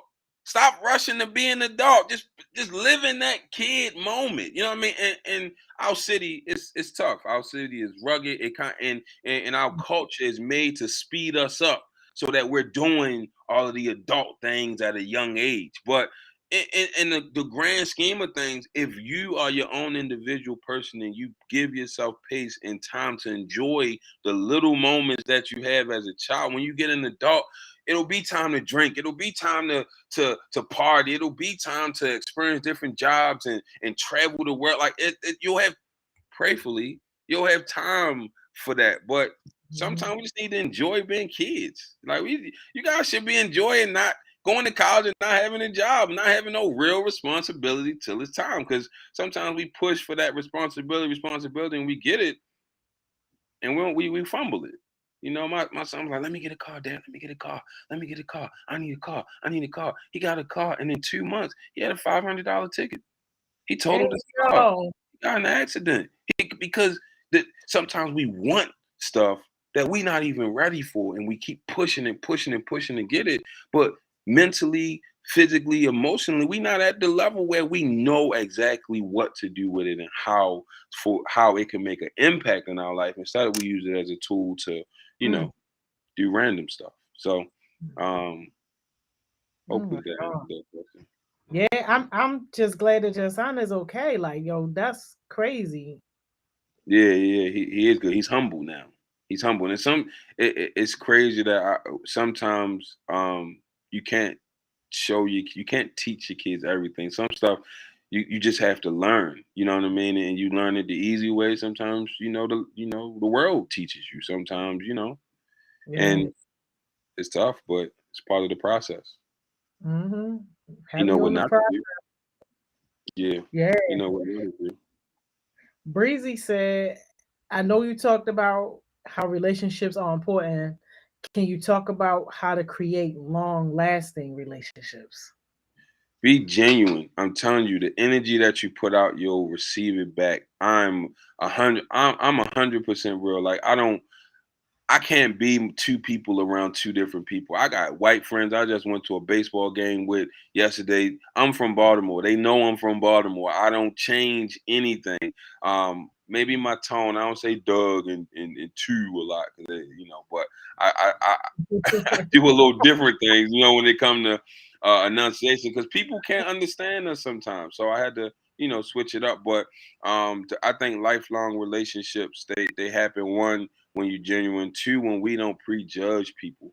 I think that's so big for it was big for me. Like in Baltimore, you gotta have your guard up. You gotta be like, hold up. What they trying to do? What he say? And we trying to put everything together and try to, mastermind who we think people are sometimes. And it's a garden situation. I get it. But sometimes, like, when you genuine, those people that end up not being your friend is for a reason. They're not supposed to be. Those relationships you want to have, like, if you're just open and true to who you are, those relationships will just start emerging. I had a prayer I said a couple years ago, and I said, God, just eliminate everybody out of my life that ain't for me and for my purpose. And my circle small, and I'm talking about some of my family wasn't even in it. You know what I mean? Like, and you start to see, like, especially in like business world, like, everybody that say that they gonna support you and that they for you, they don't. You know what I mean? And it's not personal. It's just that sometimes people, they already have a preconceived notion of who they think you are, and no matter what you do or how you do it, they can't see you outside of that. My oldest brother only gonna see me as little bro. My mother only gonna see me as her baby son. My grandmother only gonna see me as the youngest boy. But my business partner that sees me, or someone that operates in fun in business, like Miss Joni. Like, I'm telling you, I don't Miss Joni, I done met her like maybe 3 or 4 times, but just because I love what she's doing, it created a relationship where I was like, man, like, yo, if she's giving that to our kids, like, this is somebody that I should be trying to build with or connect with, because obviously we got like things in common. And that's another thing. Find people that have the same vision, the same mission, the same goals as you. Like, don't dilute yourself to try to be in the in crowd. Like, I'm telling you, not being a follower is a lonely walk, but it's more satisfying when you have those people that you do connect with and it's genuine. That's how it's long term, because you ain't forcing a relationship. You ain't faking who you are to be around them. You're not trying to be heard or be seen or be loud, or, you know what I mean, just to feel like someone's going to respect you. That's fake energy. Like, you don't need that to be genuine or find those genuine relationships. Sometimes just being open, being you, allowing people to come in your life and go in your life. That's the biggest thing. Like, people come in our lives and we want everybody to stay. We want everybody to be on. We want everybody. Sometimes people come for a day, for a season, for a lifetime. Like, it's just it goes like that. And who will stick will stick. Yes, y'all. Yes, you over here preaching. All right. Journal J acting like Kramer number 2 now. Talking about ask my question. Yo, I got y'all. If y'all can see, if y'all keeping up with me, I'm going in order. The only one I skipped was the one about the parties, Jamal. But Journal J said, do you think that having siblings impacted who you discovered yourself to be in college? Yes. A couple things. I didn't join the fraternity, right? And this was like, I was like, I done had 2, 3 brothers growing up. I don't need a whole group of other brothers. You know what I mean? Like, Hey, yo, I don't need that. You know what I mean? That that's was crazy. one of the things that worked. But I think no, this is a big one though. I think the relationships that you build with your siblings and your family it gets you prepared for the outside world, whether they cracking on you and joking you your whole life, or they beating you up to make you tough or fight, or when you get around other people. Like, so when I got around certain people, my stuff that my brothers used to say all the time started to resonate with me. You know, like, I'm around a whole bunch of dudes, and the loudest one is always the one that wants the attention, that this, that, and the third. And I just like, I don't want to be around him. You know what I mean? I don't want to be around dude, because my brothers kind of showed me, like, you don't need to be around everybody else. You don't need to have, the loud person. And the crazy thing is, like, none of my friends are like that. Like, because I don't really be around that type of energy. So I think what they built me for a tough. Like, I didn't like my brothers growing up. I tell you, we fought every day. They called me big head, cracked on me. Like, they had a game where they would see who could crack on me the most to make me cry, type of deal. Yeah. My brothers was I'm ruthless. not holding the laugh, yo, but that's the my game, yo. brothers, my brothers were ruthless. Like, it got to me. I got to middle school. I was like, yo, I don't like y'all. Like, and they just laugh and they think it's a joke, but I really didn't like those dudes. You know what I mean? And sometimes it's just like, like, I'm the leader now. Like, my older brothers look up to me now. My older brothers are changing their business, their employee to business mindset because of me. My family's becoming entrepreneurs because of me. Yes. I'm the youngest one to buy a house. I'm the one of the first ones to get married. You know what I mean? Like, so now the ones that didn't want, they talked about me, all of this, now they're following me. And I'm the leader of the group now, and I'm the youngest. So sometimes when you're outcast, when you're different, you're supposed to be different for a reason. You're supposed to be unique for a reason. So you got to embrace it. Don't look at it like a down, because society will dig you in the hole and throw you in it if you different, or you think different, or you do different. But sometimes, you might be that unicorn. Yes. Yo, love it. Kamora said, do you think a father needs to be the first male their daughter learns from? Yes, but it could be a brother too, because a lot of us. My father passed away when I was 7. I'm not a daughter, but I have a daughter. With my wife, but she's not my biological daughter. Her father passed, and sometimes it is it's people in that I believe God puts in your life to stand in the gap. And sometimes it's a brother. My oldest brother raised me, and I think that's why I didn't like him for so long, because he was like my father. He had to be like my father. You know what I mean? So I think and this is just from personal testimony. I'm not talking about no other situation, but when young ladies don't have that male figure in their life, they look for that, they long for that, and sometimes it turns into them wanting to be around man, or wanting to have a boyfriend, or wanting to be in a place where they love by a man. So I do believe that a man can be and should be. But sometimes if that void isn't filled there, God puts people in your life that, if you opened yourself up, could potentially fill that void. I tell my daughter all the time, I can't replace your dad. I'm not trying to be like him. I can't nothing like this guy. But what I can do is I can watch over you, I can protect you, I can guard you, I can have the best interest for you going forward. So you definitely want to have like genuine love from a male role model or a big brother or uncle or something like that. I think it's needed, but sometimes when that void isn't there, fill it with positivity, not relationships and just the want and the need for another. That opposite sex partner in a sense. So, Yeah. and that's a real question. That is a Yeah. real question. Thank you for that. Yeah. Yeah, no, it's deep. Cam Gotti said, what people helped you with the transition? Talk about the transition from a boy to a man. Because I have friends that are boys, but I kind of get lost in helping them sometimes. It was my coaches, to be honest. They were like I was a deacon at my church that was like he just did everything for everybody. You know what I mean? And I think that's why I'm a deacon because no, for real. I mean, this dude, we did mentoring and tutoring. He picked everybody up. He Mm, took us to all of these events. He just was like that guy.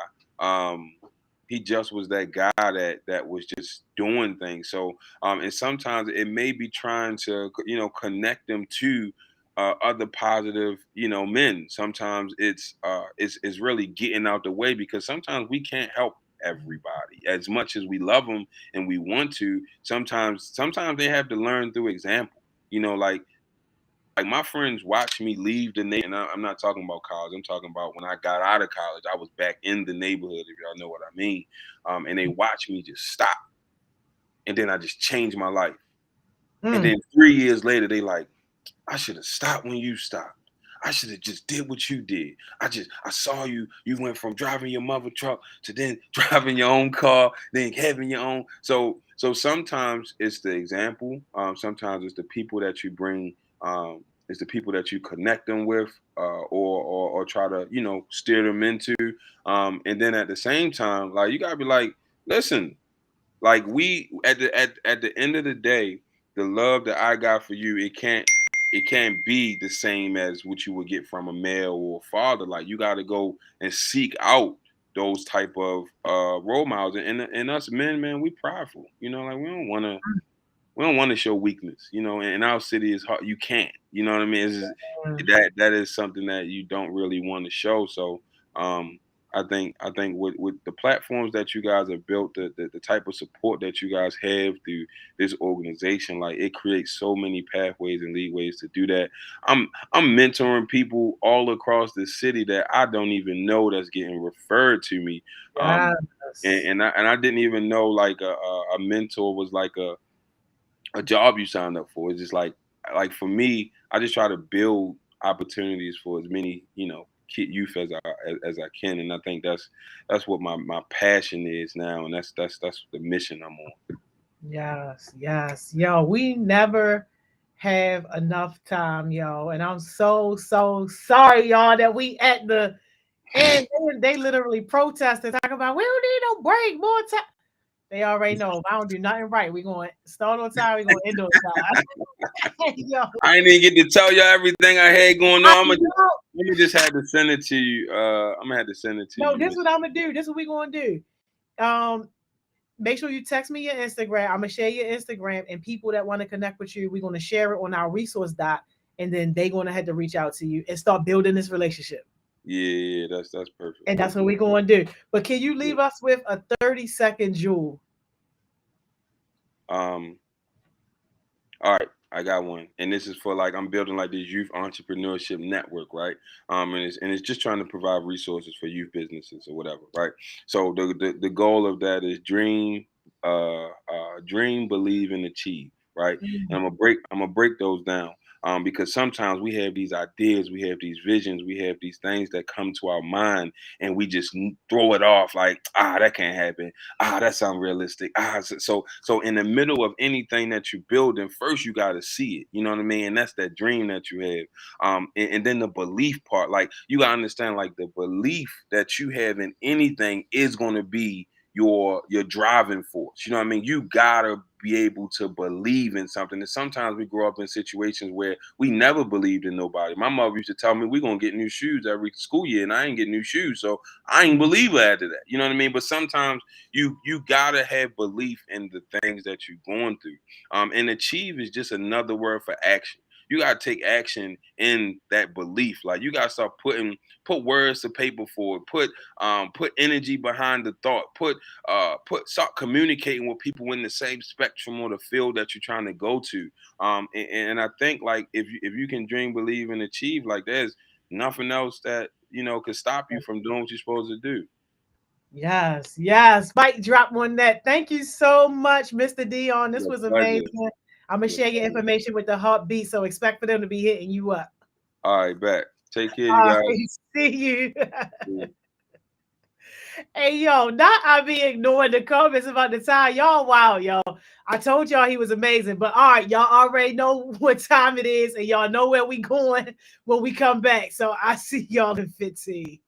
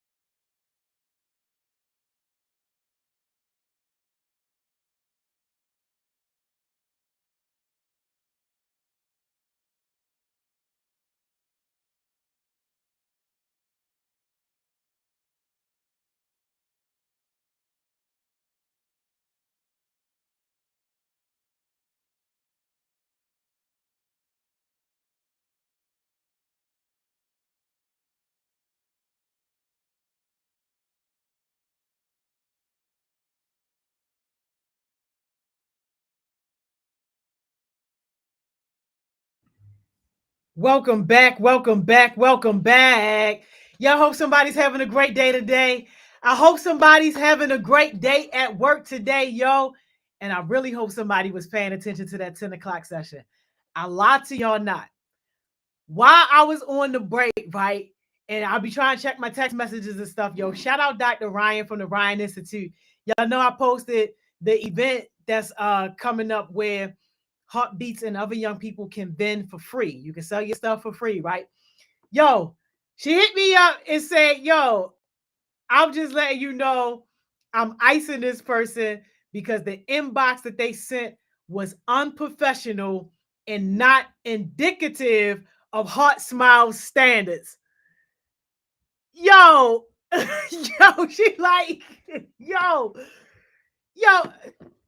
When I opened up the screenshot to see who it was, yo, I was relieved because I'm more like, yo, that's not a real heartbeat for real. Like, but it's just crazy how we just had that conversation and how now it's like a full circle moment where somebody is saying, bro, you're losing out on an opportunity to make money because you came unprofessional. They said, yo, I was told to hit you up about the vending opportunity. Like to somebody that you don't know. Yo, it's crazy, yo. Get y'all peoples. But y'all, we back. And y'all already know how we do around this time. Y'all hope you got your seatbelt strapped on tight. Because we definitely got all of the speeding tickets coming down 83. Y'all know we making our hard right, yo. We about to pull up. You already. Miss Money Mo. Good afternoon. Yo, good afternoon. How you feeling, yo? I'm all right. How are you?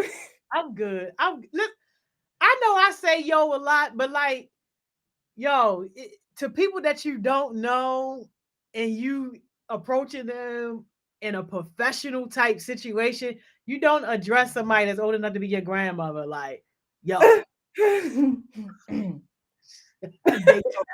mean, okay. I was told to hit you up. Yeah, that wasn't the best choice. However, unfortunately, you missed out on this particular opportunity. But for next time, that's not a good idea. Good morning, good day, grand rising, Something, other yo. things, other things are appropriate. So it's okay. It's all right, y'all. It's okay. We're gonna Oh, get it together. We're gonna get it together. yo, we gonna do it. We gonna do it. I see you. I see you bought something with you backstage. Okay. It's something. Hold up. Hold up. Cause I think I see a new name. We got a new name on it. It should be Hold three up. new names. Yeah. Hold up. Y'all show them all the love, yo. Hi. Show them all the love. What's up? Is it shallow? Is it shallow? Or is it Shiloh? Oh man, we Uh-oh. can't even hear you, yo. I think I'm right. Am I right? Shallow or Miss Money Mo? What you say? Shiloh. All right. Shallow is coming back, y'all. Hold up. You got two newbies? It should be three. It's gonna be one OG and three new ones. Hold up. I think. No way. That's what I was No told. way. Is that Hey! Jamal, yo? Oh, Jamal, we can't hear you Jamal, either. Jamal, were you the one I had to skip about the party? You asking about how the college parties was, yo? Was that you? Oh, no. What's up, Jamal? Welcome. You got to get your sound going, baby, so we can hear you. It's all right. We're going to get it together, y'all. We're going to get The it tech together. gods got y'all. Don't even worry. But, yo, we got a new heartbeat that's like almost about to not be a new heartbeat. Call her my partner. Oh, no, not this one, y'all. See? Oh, not this Roman. like Yo, that. they messed up my intro, Roman. yo. They messed up my intro, yo, because when my man clicked off, my click was on Roman, but then it clicked on Jada. Yeah, Jada, yeah. All right, I'm gonna do because I gotta give you a nice intro, yo. Don't do that, yo.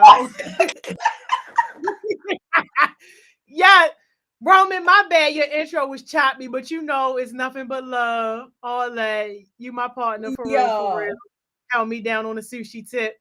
And this one that's coming to the stage, yo. This one coming to the stage. Gave us all the heat at 10 o'clock. Smoke still not add out. Y'all already know, yo. She go by Journal J. What's up, Journal J? Yo, what's up, y'all? I had to bring on my mentees. This is the real new gen leaders for the takeover, and this the real. Give me all the lights, the camera, the action, because this is a very much iconic vision. Yo, for real?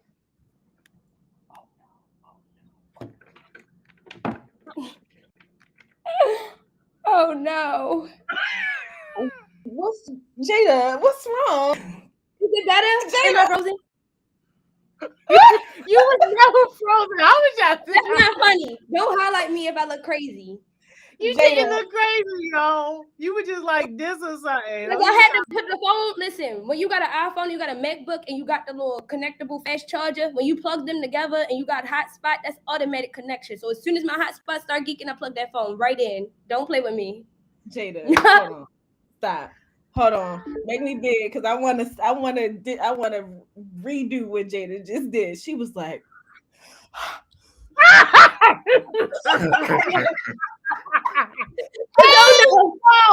the video was so on point. All right, hold on, y'all. Jamal, can you hear us? Jamal, I think he can hear us. We can't. He can hear us. We can't hear. Go to settings. Go to audio. Go to default. Press input and output. Our default. Listen, if anything, y'all gonna be some IT people after this. Okay. On deck, yo. Put it on the resume as a soft skill. I told y'all, look, if they need somebody to ring up on the register, I am an IT specialist out here. I know how to turn the audio on and off on the computers. Let them know. Yeah. Hey, yo, I love it. Come on, y'all. The Rising Gods, the audio, Dolby, Apple AirPods, Beats. Yeah, the thing is moving. Trackstar said do not press default. Oh, man. I don't know. I don't okay. know. Jamal, try to say something. Can you hear me now?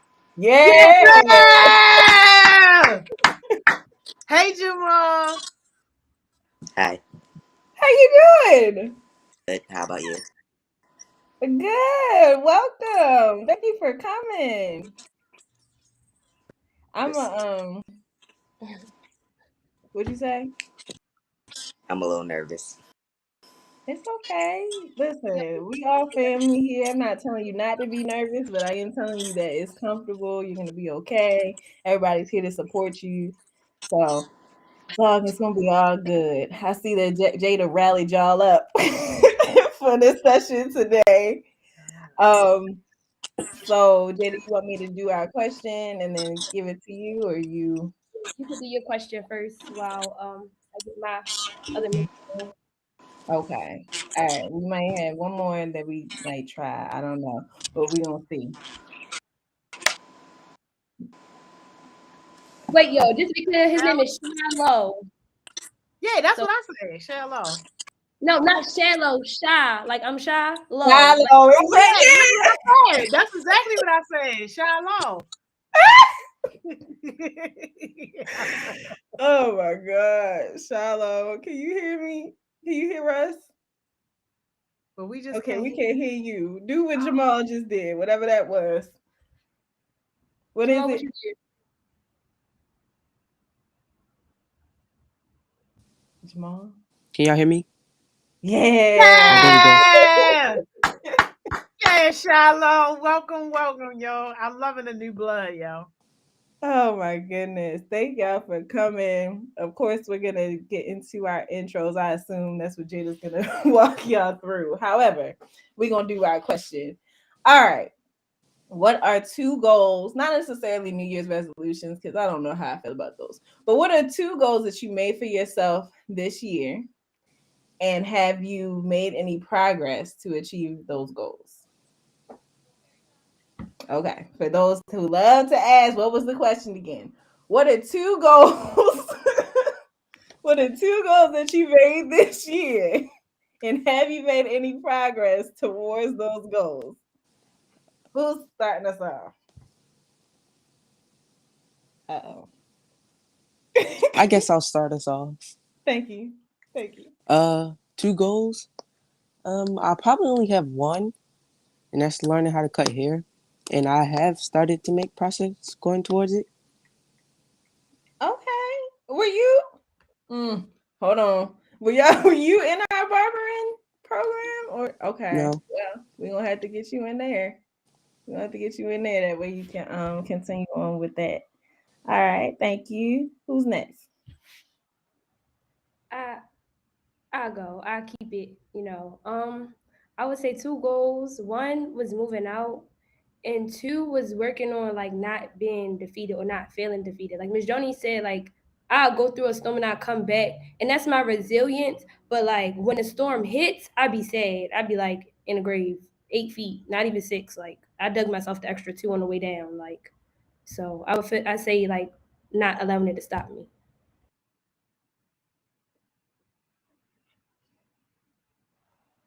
Roman, you talking? Yeah, you. Oh, the face. Yo. They were like, "Welp." It's okay. Yep, just come back. Just come on back. Miss Joni. Well, one of the biggest ones, and you know about this one, was being able to get an executive assistant. So, Praise the yo, Lord. Clap it up. hey yo, Everybody clap right now. hey yo, you Somebody is should great. have pulled the organs out for that one. I hope you got Prince Vanilla for you, because you're gonna be on them. Oh Listen, my gosh. listen, it's just getting started, and I also wanted this year to be the year too that we officially migrated payroll over to a company, so that's happening as well. So I thought when- you was ready to say you be coming hands off. I was ready to say you moving too fast. You need to take the training wheels off a little slower. I need at least one at a time. hey yo, Those are great. Those are good, y'all. We're excited. We're excited about those. Okay, let's get into some of these comments. Y'all gotta come back. Roman, Jamal, Shiloh, come on back when you can. Zion said becoming a city champion, which I did, well, which she did. So praise the Lord with that. Congratulations, Zion, and getting my license, which I did. Yes, we love to see it. Breezy said, yes, I opened my bank account, but the reading part I need to do better. Okay. Thank you, Breezy. Welcome back, y'all. Hopefully we can hear y'all. We're gonna find out in a second. yo. Jamal, any goals? Oh man. It's okay. We can't hear you, Jamal. And you really getting into it. I'm sorry. We can't hear you. It's working though. It was working. And if you want to, while you resolve it, you can drop it in the chat and one of us can read it. Can you hear me now? Yes. Yeah. Okay, so basically my 2 goals were to obtain a 4.0 GPA and make sure, and I had difficulties doing it, but I completed my goal, and I'm going to want to.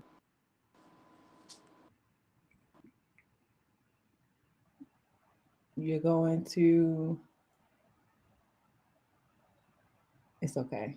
It's all right. That's good. we got the one, not the rest, but we got the majority of it. So that's good. Thank you for sharing. Roman, you want to try again? Oh man. Oh. It's okay. It's all right. Any advice for Roman? What they can do? Are you on Chrome? Come on, IT Jada assistant. Are you Where's on Chrome? going? No, get on Chrome. 1, 2. If you have your AirPods connected, take them out. And 3, check your settings, like your preference settings in your phone for your device, and make sure that's all right. Yo, if my mentees leave me again, I'm gonna start to think that y'all abandoned me. It's all I'm right. They coming in and out. We making it happen. Um, Chelsea said turn sister to sister into a nonprofit before the end of the summer.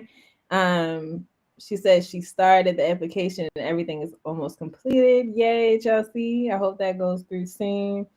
Don, oh y'all have some goals in here. Okay, Don said to get better with my mental state and coping mechanisms. I've got it done by going to therapy and talking about how I feel. And for the second one, be more outgoing. I talk to strangers and make them smile. Okay. All right, Don. That's really nice. Dre said, learn more about networking and marketing music and work on my mental capacity with school. And I've been working on both. Good job, Dre.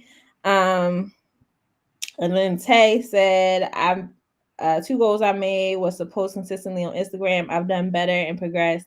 And my other goal was to save up to get my own place, and I progressed with that as well.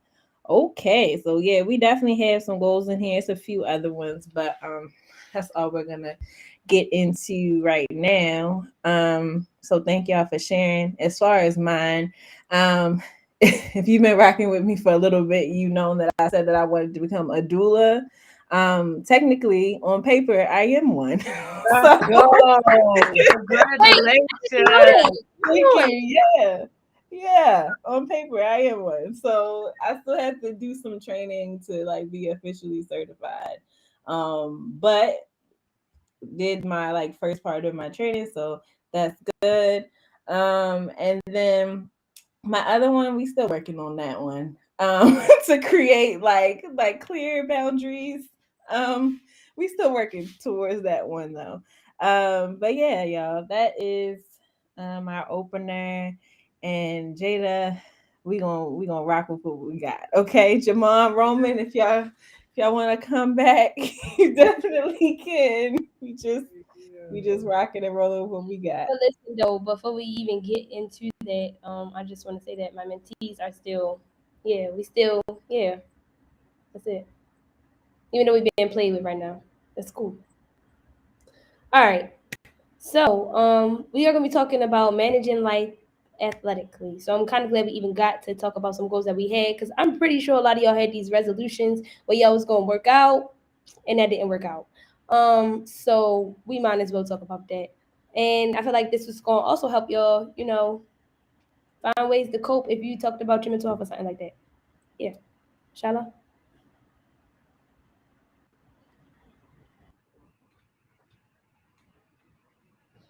Are you talking? Because I can't hear you.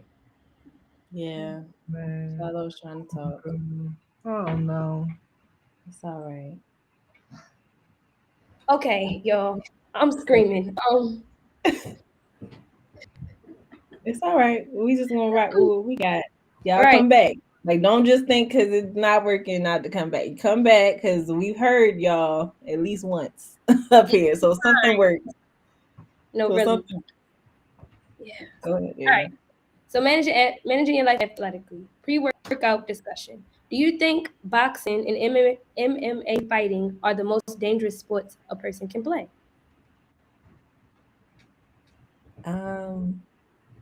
Okay. Nobody fight me. I kind of think boxing and MMA fighting are a little like, I don't want to use this word, but like a little nasty. Cause think about it. Aggressive. Everybody is like sweating on each other like consistently. Like, and it's just a lot. And like you might bleed and you got somebody else's blood on you. Like that's a lot. And I know it's like waivers and procedures and stuff. And I'm not gonna say I don't watch it. I'm just saying, I think it is dangerous in the sense that like you can literally be knocked unconscious and like some hits can like be fatal. So I don't know. It's just really it makes me nervous. It makes me really nervous.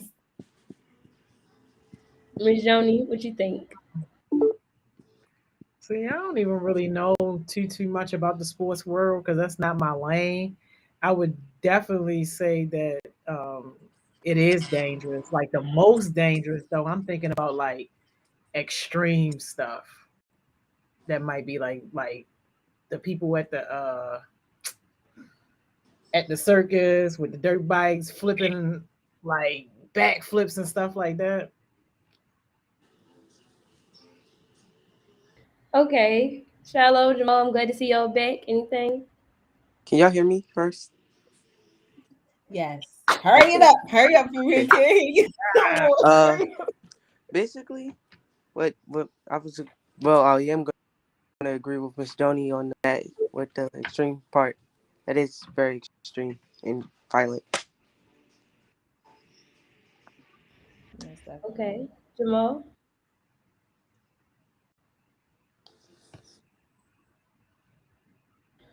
Jamal, we can't hear you. Please tell me you can hear us though.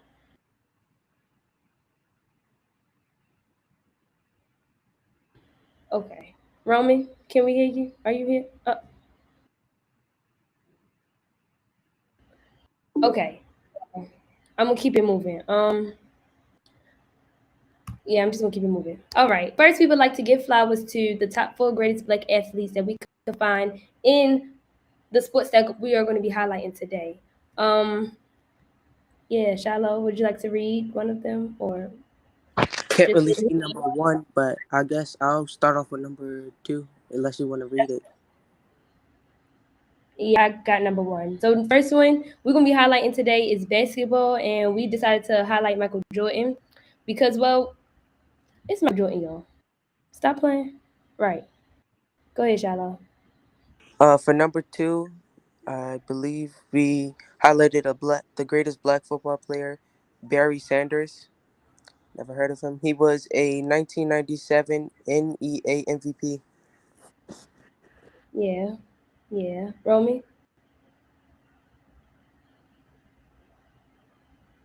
Roman, we cannot hear you. Okay. All Roman, right. hold on real quick, Jada, because it looks like they're on a phone now.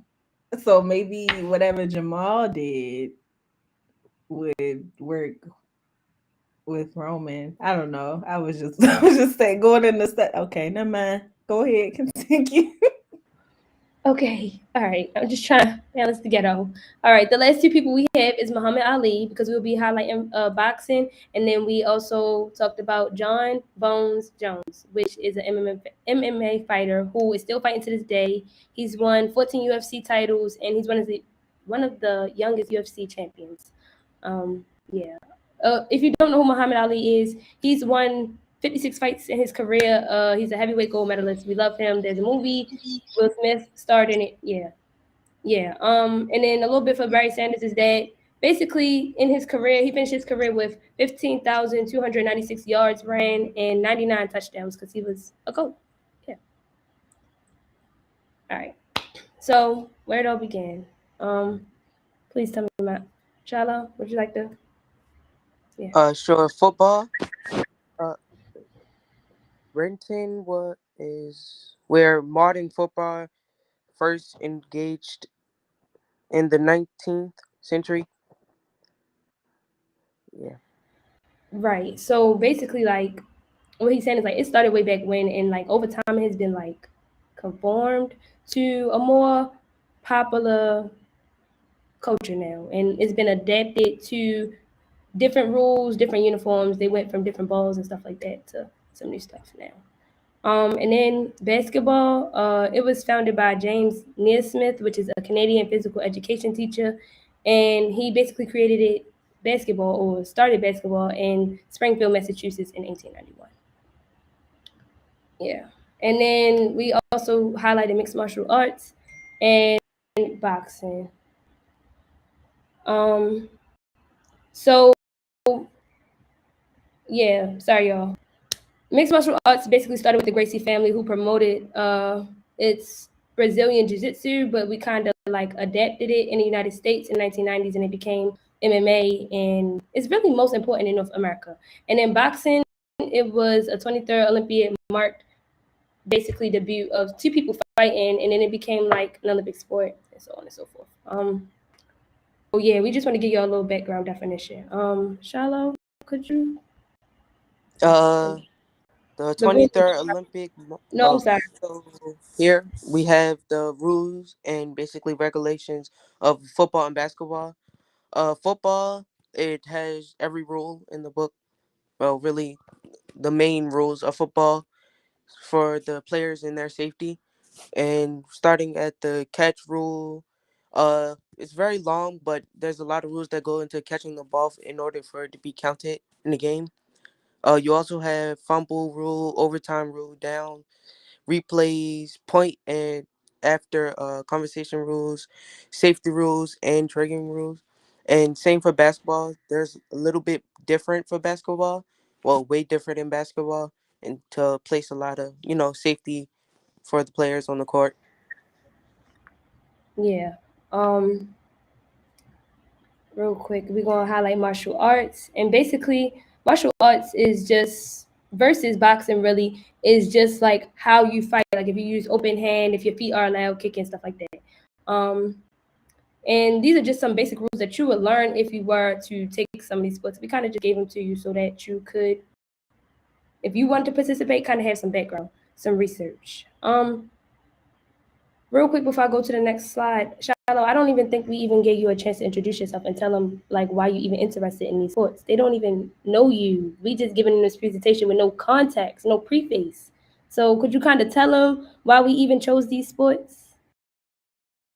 Um, I believe we chose these sports because I don't remember how we chose them honestly, but I believe we all chose we had started off with choosing our favorite sport, and then we went on to deciding what sport, and then we all just grouped up together and chose to do all four sports.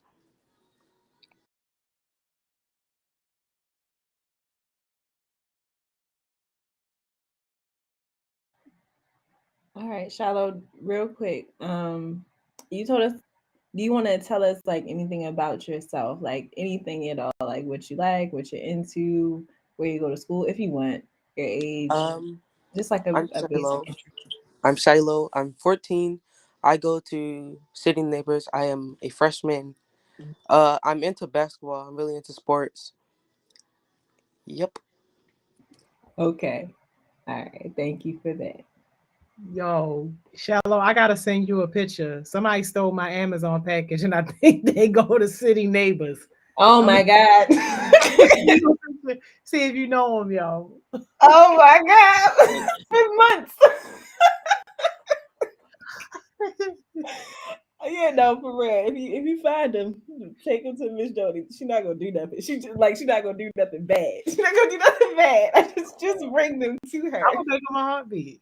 Yeah, that's what I'm saying. Like bring them to the page. Bring them to Yeah, her. they can order wherever you ordered for themselves. Uh-oh. Exactly. Help them put some money in their pocket the right way. But no, I've been looking for somebody at City Neighbors. Yo, I'm glad you said that. Miss Johnny, listen, half my team actually go to, some of them go to City Neighbors. Don't beat my team up though. No, I'm gonna Don't come. That's what you're not gonna beat I'm them gonna just send up. you the picture, Journal J. You can just drop the picture in your chat, yo. And just if anybody know the person, yo. You're not gonna get in trouble, person. We just want you to be a part of her smiles. That's We just all. want to save you. We just want to save you. Yeah, That's no, all my neighbors are like, Joni, why don't you just call the police? And I'm like, I'm not doing that. Like, I'm not doing that. Cause like that's what they do. But I'm like, no, we gonna handle this the right way. Yeah, right. well, if you I see love that that. person, bring them to Miss Joni. That is all. Go ahead, Jada. I'm sorry. No, you fine. It's okay. Well, Miss Joni is going to teach them when she catch them a positive way to use sports to release their energy instead of running away with packages. Run with batons, with your feet over on a track, over hurdles or something. Yeah. Um. So basically, why sports? Sports can be used as a guide to release your energy, to build stamina, to build discipline, to be consistent or to show consistency to something, and to create a schedule for you. Real quick though, flowers to my team who kind of got cut off on restream because I see Jamal in the chat. managing. I see Roman in the chat, so thanks, y'all, and thank you, Shiloh, for still being here with me. Shiloh, why do you think? Like, first of all, why do you participate in sports at such a young age of 14? Like, why did you choose sports? I chose sports because I'm a very big fan of sports, but I also chose sports because maybe I want to grow up and be one of those big time players on a field or court, and build up energy, exercising. Honestly, that's a very big part of it. Exercising. Okay, and we using a blanket term sports, but what sports specifically interest you? This is not an interview. So I play a lot of sports. I played lacrosse, basketball, football, and soccer. I have ran track before, but I haven't ran it in a while. But specifically, I'm known for usually playing basketball and soccer. Yo, he calling y'all out. That's all I'm saying. If you play a sport, Bree, Shalal, Zion, calling y'all out. That's all I got. That's it. Miss Joni, Miss Morgan, were you guys into sports when you were in school?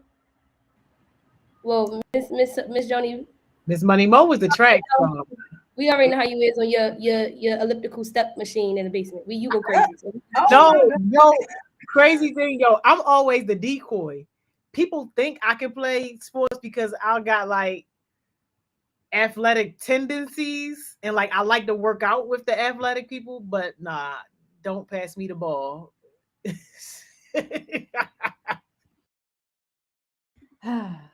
Oh Lord. So we ever have like us mentors versus mentee. Yeah, we're supposed to have a couple of those, and we never had. Sorry, that's I awful. got you. Anyway, you spilling the beans too early. You seen the document. You know what's coming. y'all remember the spelling bee? Y'all remember that? Where is that? Y'all don't remember what happened to that? Where is the team that wanted to spell? Nobody signed up. There was no people on the form. Nobody signed up. Who was going to spell? Me? Yeah, you were on a team that played it. Right, but who am I spelling against? I already won the spelling bee. That was not helpful. Me. Like, oh, you want to go against us? Okay, got you. All right, I signed up. Is what I'm saying. I signed up and it never happened. That's what I'm saying. But if we have a mentor versus mentee sport something, just don't have Miss Joni on the team. She could be the ref. Not on a sport. Not on a sport. Yeah, not on the sport. She can be a ref. All right. Was I into sports? Yes, I was, but I didn't get into sports, at least what I would consider, just because like I feel like everybody in my family started playing sports when they were like young, like 5, 6, whatever. I didn't really start until I was a teenager. My father really, really wanted me to play sports, and not so much just for like the physical fitness part, but sports really teach you, just like life lessons, which might sound a little cliche, but like teach you about teamwork, teach you about discipline, like, sticking to a certain way that you eat and feeling your body, sticking to how much time that you train so that you can be better. In my case, do a PR because I ran track. Make your other teammates better when it comes to like individual races and relays, because relays, that's all about like a lot of times it comes down to like the handoff, and of course it comes down to how fast you are, but it comes down to a lot of technical things too. So you learn way more than just the sport. So yeah, I ran track for all of high school for the most part, and cross country, not because I wanted to do cross country, just so I could get ready for track. But it was a good fall sport in order to get my endurance up, because I was not a distance runner. So it was helpful with my sprints and with my short sprints and my long sprints. I guess this is bad for me then, because I'm kind of like Miss Joni. Like my family, a lot of my family members play sports. Like my mother, she ran track throughout high school. My sister played basketball from 8 until 22. And like the coach at Western, when I got to Western, she like, "You're so and so sister. You gonna no? Have you lost your mind? That is not. I don't know how to do that, baby. I can't even shoot a ball. I don't even know how to dribble." So yeah, I'm definitely like Miss Joni. Like, and I actually wanted to try. Like after a while, I was like, all right, maybe if everybody else can do it, because like Miss Morgan said, people in school or well, specifically at Western, you would see them running around the school, and I'm like, I thought you did cross country. What are you running? And they're like, well, I do track to keep in shape for cross country, or I do cross country to keep in shape for track. And I'm like, oh, so y'all just run all year long? That's what y'all do? Like, oh, all right, like maybe it's me. Maybe I need to run better. I don't know. But like a lot of the instances in high school, I found myself doing athletic things, and I'm like, this is not something that I do. Not that I don't enjoy it, but like I don't know if y'all ever been in front of Western, but like self entrance to the 33 bus stop is a run, especially when it's about to pull off. So like I had to run that a few times, and people be like, you should run track, but I was never one to be like, oh, let me hop on the sport, No. And I can't shoot a ball for nothing. So don't, or throw a ball, or I can't throw nothing. I'm just not, it's okay. Anyway, back to what Miss Morgan was saying, Shala, what type of lessons do you think sports has taught you so far that you could keep like as hard skills? Lessons probably to stay, exercise, to continue exercising, I believe. All right. So that stay ready. That stay Yeah. ready. That's a good one. Y'all don't be like me. Don't be like me. I feel like I said that don't be like me. Don't stop. If you are in a sport right now and you are consistently working out, and then for some reason, because I couldn't continue to run in college, it was like really crazy. Maybe I'll tell that story another day. It's a quick story, but not right now. But Right. I couldn't run in college. Mark my words, Huh? we're gonna hear that story. We're gonna hear that story. Mark my words. But I didn't like keep up with my workouts. And I really, really wish that I had, because the longer that you go without like, doing that, and without like staying disciplined to do that, the harder it is to like get back in. Like, yeah, I can run like right now, but I can only do it about once. Cause that second one was hard. That second one that day when we were outside, I was like, oh, I'm old now. So no, do your best to try to carry that into your adulthood, because those are good habits to form, just for your overall wellness. Yo, Miss Morgan, can you get me Miss Joni? Can y'all be my accountability partners? I'm not trying to say that like my team, my young people team, not good enough, but I'm Asian on the 21, and everybody be looking at me like, oh, Jada, the oldest of the group, she old now. So can y'all get me right on the workout tip? Like, I'm gonna come over here with y'all. Just forget the rest of the. Yo, I'm up early, yo. See me 4 o'clock in the morning. We can do it. All right, never mind, Miss Morgan. Miss Morgan.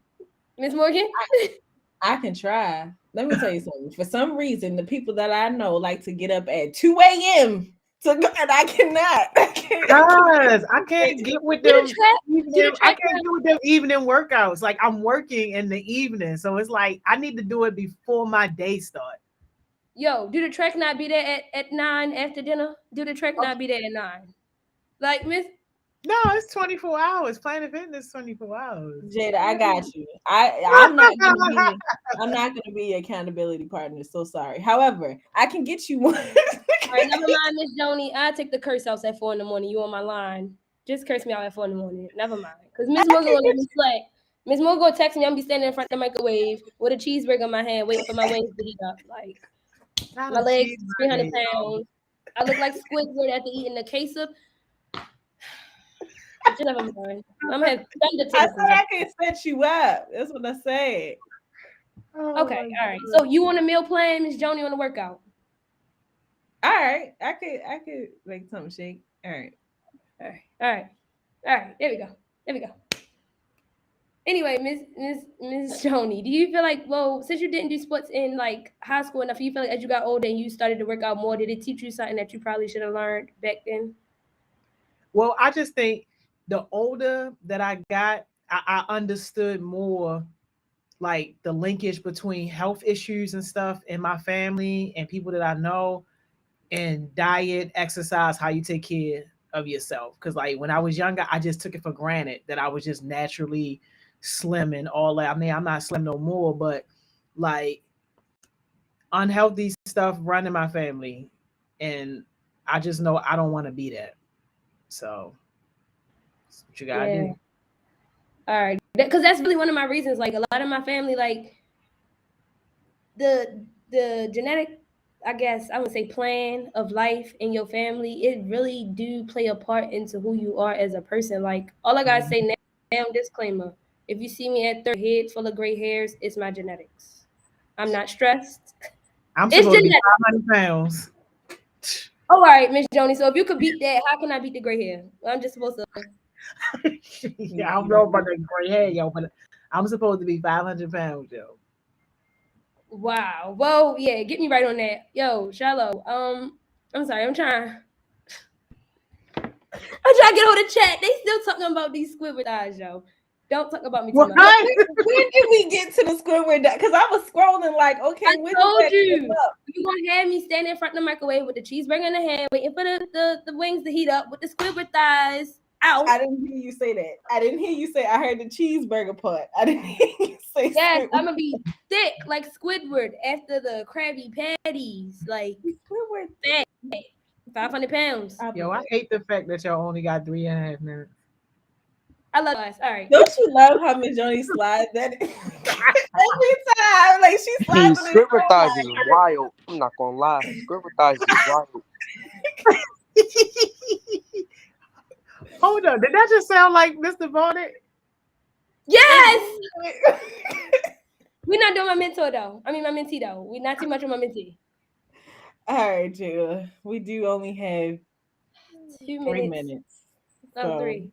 yes, let's just go ahead and shoot for 12:44. Right. Well, Shallow, this is a thing at this time where we call Miss Joni like to put us out and turn off our ears and act like she don't hear us when we beg for more time, like we're being starved or something. So we have to give out our jewels. And usually we would go peacefully, but I feel like it's no point since half our mentees got cut off anyway. We should not go peacefully, but whatever. You could spit a jewel where you tell people something you want to leave them with, a lesson or something that you want to keep on their mind. Y'all don't never go peacefully during this session ever. I normally No get off justice, before no y'all peace. do. No justice, no peace. No success, no peace. Yo, get that up. Come on. Shiloh, go ahead and give us your jewel. Thank you so much for joining. We A really jewel? appreciate it. Okay. A jewel, I would probably staying fit and try to eat your vegetables and fruit and try to exercise as much as you can because you never know what you might get into the future to stay up and alive. Yes. Sorry. We love that. We love that.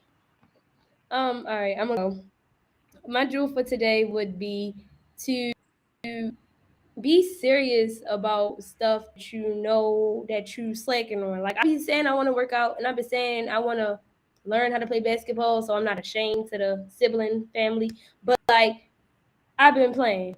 I need to be serious about it because I'm getting older now. Like they said, my knees start to hurt a little bit. Back be hurting, washing the shower head, wall, all that. So yeah, be serious about the stuff that you talk about or say because it's real. All right. My jewel and Roman and Jamal, I don't know if y'all dropped y'all jewels, but y'all might as well just go ahead and drop them in the chat because y'all were supposed to be up here with us. But it's okay. My jewel is honestly, y'all, most of us are up here. We are Black. We are Black, and the people that are watching this are Black. And I need us to take care of us. We are predisposed to a lot of disease, a lot of sickness, a lot of just different things that come with being unhealthy diets and not being active. So everything doesn't work for everybody, but try your best to find something that works for you. Okay, before you put us off, Jamal's jewel for today is to persevere even when. Oh, thank you. Thank you. Even when the people hate on you, prove the haters wrong and make them eat their words. Love that. And Roman, Miss Jo, you got me. Roman's jewel is to make sure you on Chrome when you happen on the session. Yo, I'm dead over here off of that, yo. Oh man. No lie. All right, y'all. Love y'all. I will see y'all. I'll see y'all next week. Real this time. I really will see you next week. We'll work out today. Maybe somebody call in. We need that 1 mile challenge again. That 30-mile challenger. Yeah, so I could participate this time. I got a gym downstairs. 30 miles? That's wild. No, like a mile a day. Yo! a mile a day for a month, not all day. I love that, yo. See y'all. Oh my gosh, yo. Another great day, yo. Shout out General J. Shout out Miss Money Mo, yo. Shout out Shiloh, yo. Shout out Antoine. Shout out Roman, yo. Amazing session. Y'all already know what time it is. Y'all know what to do, yo. We done left the ghetto. We on our way to Catonsville, yo, for the heartbeat session. But first, take your break. Take your lunch. I see you back here too, yo.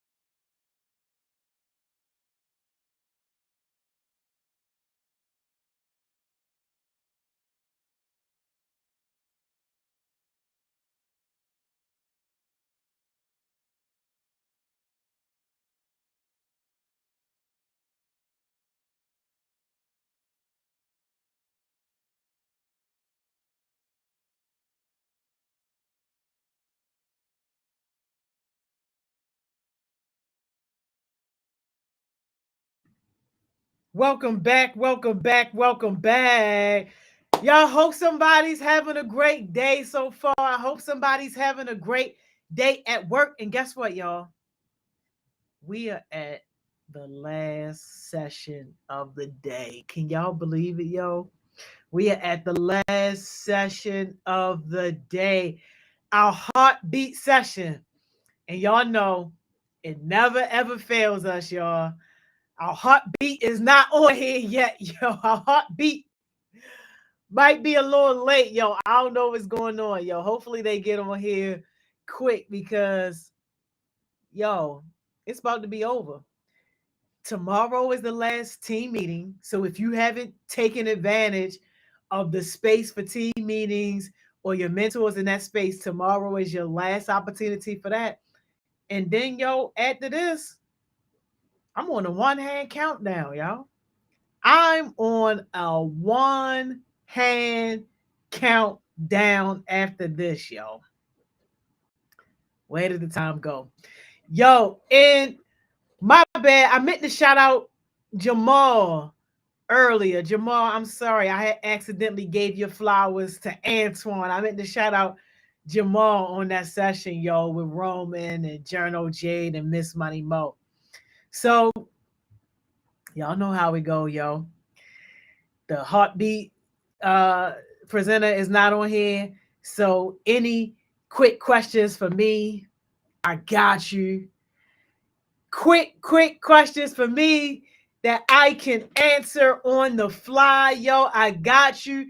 I agree, Isaiah. Time goes by, yo, when you having fun, yo. I love it. I love it. I love it, yo. And for the people that's coming to the aquarium into Phillips Seafood Restaurant with us this weekend, yo, I can't wait. That's about to be a. Oh, hold up. Maybe I wasn't supposed to announce that. No, I don't know what. I don't know what I'm talking about right now, y'all. I'm delirious. Pay me no mind, y'all. I'm old. I'm old.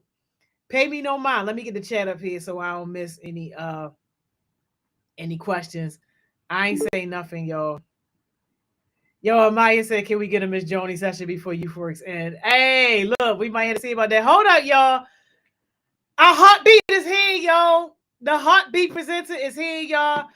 I thought we was about to get stood up. We not getting stood up, and y'all gonna like this. Y'all gonna like this. Lamar, yo, your smile is beautiful, but we can't hear a thing. Yo, we can't hear nothing, yo. But the smile is on point, yo. That's definitely, yo. That's a whole caption right there, yo. That's a whole caption, yo. Get that smile, somebody. Yo, get that smile, yo. I love it, yo.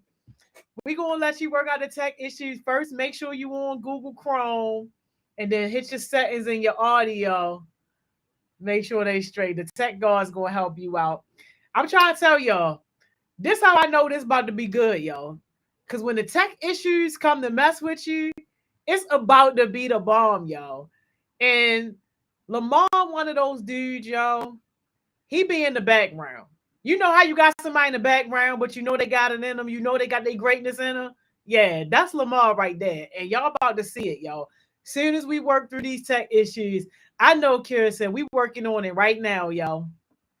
We working on it right now. Hey, Kramar, I know it's about to be fire. I can feel it too, y'all. I can feel it too. Yes, dawn to dawn. Tech God stand up. Help my man's out, yo. Yo said send me to Addy now. Hey yo. Can we hear my man? All right, hello. Yeah. Hello. Okay. You on, yo. We love it. How you feeling? I'm feeling good. You know, I get to see all y'all today. You know, some good Yes. vibes. You know, we ready to end the day off right, and then we got Thriving Thursdays later. Exactly. Yo, this is crazy, yo. I just knew you was gonna be up here with somebody else. You up here solo, yo? Doing your thing solo? Now I got my heartbeats coming on. Oh, okay. Oh, all right. They late. It might be a little bit. I don't. We got the link in the chat and stuff for them to join, so they should be joining. In the meantime. Here come these bots again, y'all. I'm sorry, y'all. These daggone bots, y'all. Here we go. Screen share. All And right. wow, the new setup a little bit cool. It's my first time being on it. Yeah, that's what I'm saying. Where you be at? Man, I don't even know. See what that I'm messing up. I'm messing up already. I can't be doing that. So wait, can I stream my presentation from Safari or do it all have to be off of Chrome? I'm sorry, y'all, for the technical difficulties. I think Chrome is probably going to work out the best because when you click on the share screen, you can share just one Chrome tab, which always works out. Okay. Safari not our friend on here, yo. All right, how everybody day going? Y'all, we blessed, y'all. We doing great. Okay. That's what I love to hear right there. Yo, Khalid got me crying. Khalid, stop, yo. What's she saying in the chat? You don't even want to know, yo. She better not be coming for the boys. I seen something about saying the boys this. No, that was a typo. They meant the bots. They meant Okay, the okay. I was ready to say we not already had that comeback. No, these bots on here, yo, with inappropriate stuff, yo. It's a I'm mess. really having technical difficulties right now. Like I never use Chrome. I'm more of a Safari person. Oh yeah, see, we gotta get you going, y'all. See, I had a whole little fun, warm Yeah. activity and stuff together. It was gonna make everybody laugh and stuff. I can't even do that right now. Um, I'm ready to just go off the noggin. yo, listen, do what you gotta do, yo. Or if you wanna email it to me while you start talking, I could possibly bring it up. Yeah, I can. Ew, I got the presentation right here on my iPad. Got Okay, you. my yo. What's up? Okay. So there they are. There they are. All How right. you feeling?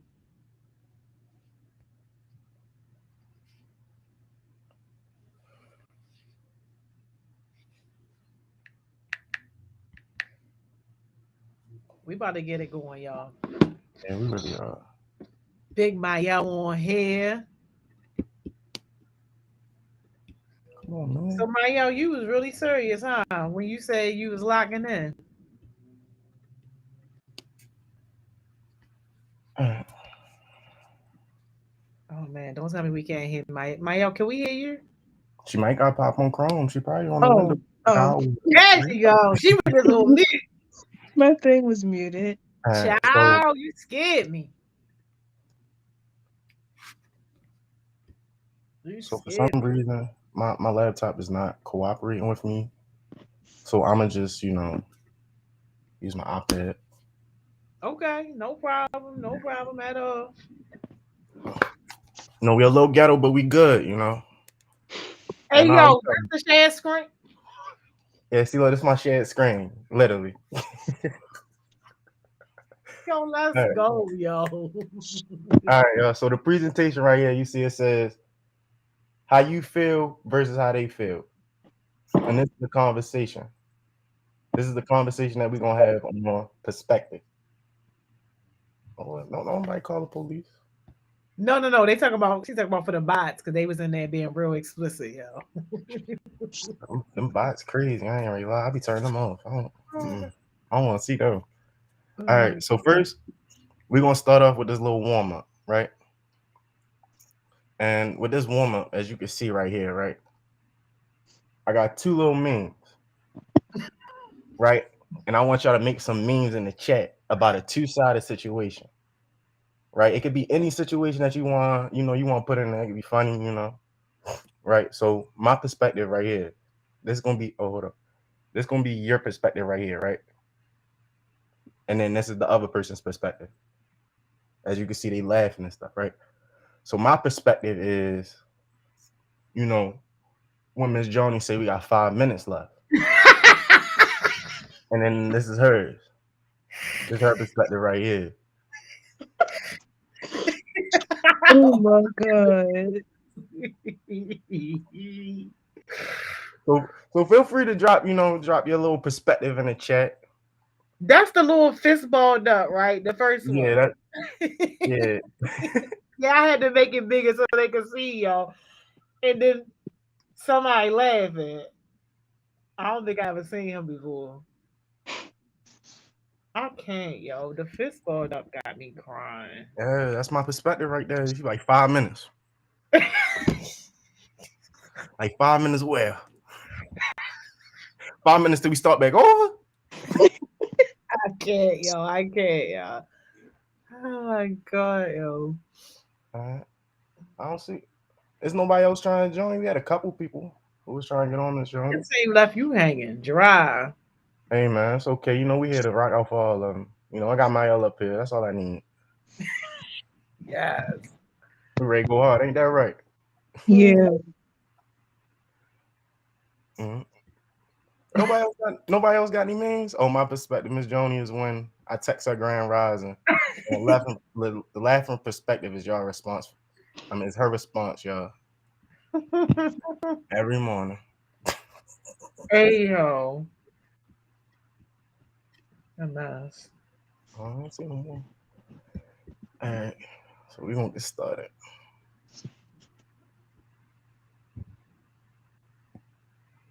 All right,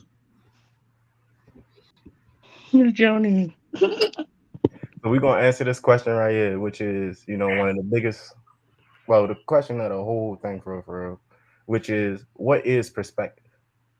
So, feel free to drop some answers in the chat, but I'm gonna give off. Well, I want Mael to give off her version of what she think perspective is first.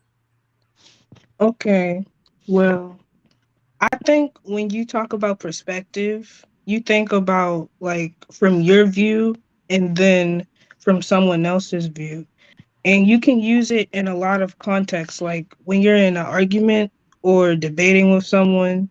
Sometimes you were to think about how they feel to get their perspective on why they disagree with you. So you can come up with a solution for that. And then, like, if you were in work or at a business, you got to hear from everyone else's perspectives to make a certain decision. So it's like the point of view of all everything. Okay, okay, okay. That's correct. Snap, snap. Yeah, I see London in the chat. She says your own point of view, how you see things. Kamaya, how you view something. I see Kay says it's like your point of view. Mhm.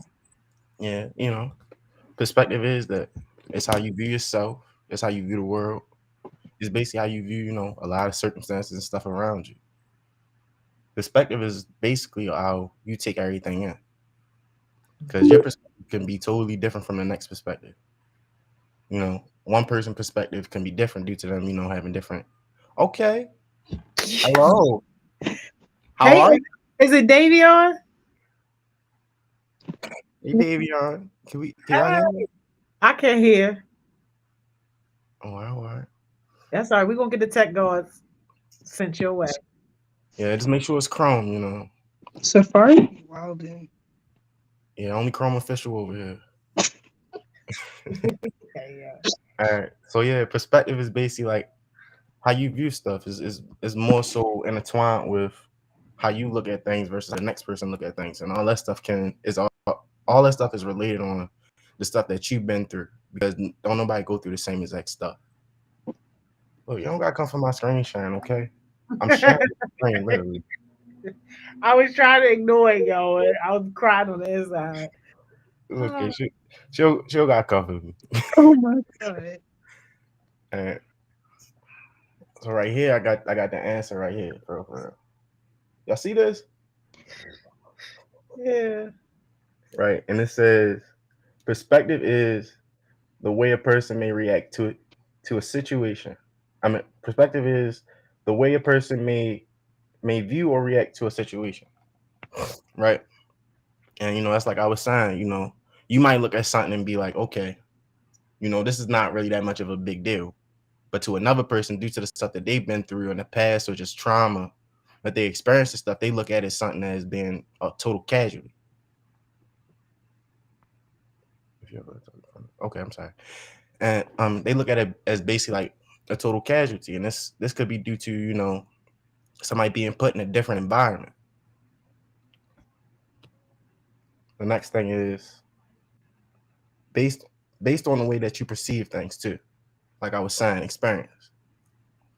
You know, like some person can come from a poor household versus somebody else who came from a middle class, and you know, the person who come from a poor household, they may not view school as being a priority, and that's because of them not having accessibility. That's from them not having, you know, the same resources as the person who came from a middle class household.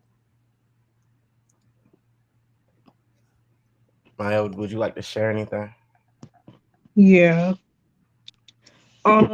Sometimes when I'm like talking to my friends or I go outside with my friends and we talk about certain topics, some stuff that they say, I would probably find it weird, and other things they would find it normal.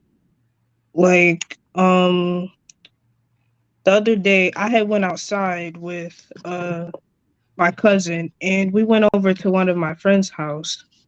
And so basically they don't really have like a really good condition, but I'm not a judgeful person, so we hang out a lot.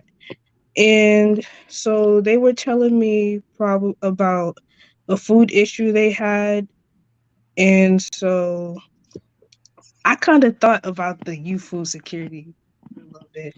But then I also felt bad, but I had to look at their perspective. And it's like, oh, well, it's kind of normalized since you live this lifestyle and you don't really know how it is because you've never really experienced whether you're gonna have to wait for your next meal or this and that. And so basically, since I've never really been through any of that, it's just like I wouldn't really find it normalized as they would. Okay. So like your experiences and stuff wouldn't allow you to see stuff from their perspective because that's not something that you lived through. That's something that they lived through. Yeah. Okay. Kind of like that too. Well, your response, because that brings me to like my last final point. I feel like this is important right here. Yeah, full screen. Oh my God. What you said, it says based on a person's comprehension. That is one of the biggest things about perspective, because you can sit there all day and try to explain something to somebody. Can they be on here now?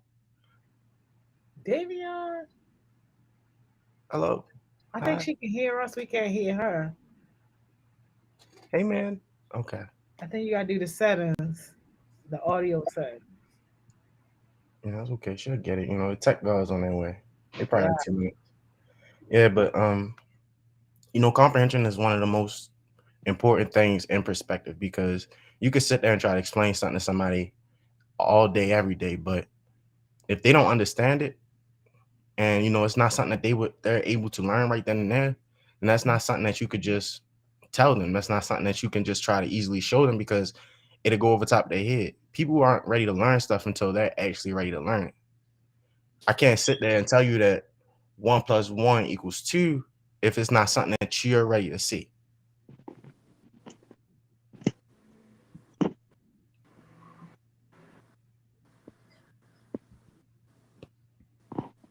Sean, any questions in the chat? No, we got the tech going. Dawn and Dawn said, turn your mic off the default settings. Well, he said she might got to leave and come back or something. All right. So then next, what I'm gonna bring y'all to is this quote over here. Right. And it says, we Is it cannot me? solve Or we been on the same slide? Do you see a different slide, Lamar? over here. No, it's the same slide. I just moved it over a little bit, probably. See comprehension? Do you see it? The slide? Yeah. Like, is that like, look at the slide. Yeah, I had this on the slide already. Perspective is this Oh, is the slide I was on, but oh, okay. I'm My on the bad. right side of it. You see, Oh, I had to okay. yeah. Oh, all right. All right, so right here, I got this quote right here that says, "We cannot solve our problems with the same way of thinking. With the same way of thinking we used to create them." Right. And before I basically tell y'all what I feel as though that means, does anybody want to share? Well, Maya, would you like to share first, and then the chat? Yeah. I think what that means is that, like, the way that a conflict would happen is not the same way that you would try to solve it, because the outcome could just be worse if you try to think the same thing that caused it to try to counter it. It's like fighting fire with fire. And so it would just it would just have an overdrive, and it would get worse than what it actually is. And so you should try to find something different to solve the issue, because if you don't, it's not going to end well at all. Mm-hmm. And if the way that you cause the problem, you shouldn't use the same way that you cause the problem to solve it. Yep. Yeah, I agree. I agree with that one. I ain't gonna lie. That's a good response right there. Say, I basically was gonna probably say something regarding the same thing, because a lot of the problems you can't just solve just by being like, all right, I don't like this. This ain't what I want. This ain't right. Because if you sit there and you just voice it out there, sometimes people might not be able to take that in. Or you sitting there, y'all are yelling, y'all fussing and stuff, and then you realize like, all right, we having a problem, but then you still going about it, you still showing the same aggression, or your words and stuff aren't really depicting that you're trying to fix these situations. Then it's never really going to change for like with a lot of problems and stuff, a lot of arguments and stuff is all revolved around a lot of people being aggressive, or words, or just overall situations of context being taken in, and it being, I'm sorry if I keep stuttering and stuff. I'm a little nervous. I ain't gonna hold y'all. I ain't been on You success. good. You doing good. So you say, Miss Joan, you know how I get down. But yeah, like of a lot of situations and stuff, y'all the main reason why the situations is never really resolved is because we go about it the same way that we basically started, and that's arguing, or not really trying to see that other person's perspective, not really trying to grasp their point of view, so that way we can really understand where they're coming from, understand the stuff that they're trying to say for real, for real. But that's just gonna bring me, well, that brings me to my next slide, which is there's three sides to every situation. Yeah, I see that. Yeah, you gotta hold it. You might gotta hold it up a little bit A little bit more closer so we can really see the so I can like read the it. sticky note thing. Yeah, yeah, that's much better. That's perfect. Yeah, that's better. Okay, okay. Can anybody? Well, Mayo, can you read? What's your perspective? Hold up. That's kind of blurry for me. Hold up. Oh my god, bro! Oh my god. I promise y'all, next time when I come up here, I'm gonna be on the big screen. Not sharing my screen. I am gonna hold y'all, but I'm gonna read it off, and it says that it's three sides to every situation, right? And one of the first sides is your perspective, and with your perspective, that comes with basically 3 points. Because when we're in an argument, we mostly think of these three things right here: how you're feeling, right? What caused you to feel like this in a situation? This may be, based off of your beliefs, your experiences, and or just your overall viewpoint of how you look at things.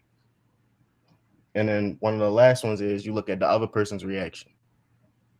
Because if you're in a situation or something like that, and you trying to, not even argue, but you just trying to get your point across or something. Sometimes the way that the other person react might cause you to be triggered, and it might cause you to look at stuff like, okay, they're not listening or they don't care, this and that. But really in reality, it was just misinterpreted. Some people can be laughing, but that could be that serious face at the end of the day. It's all revolved around their perspective versus your perspective.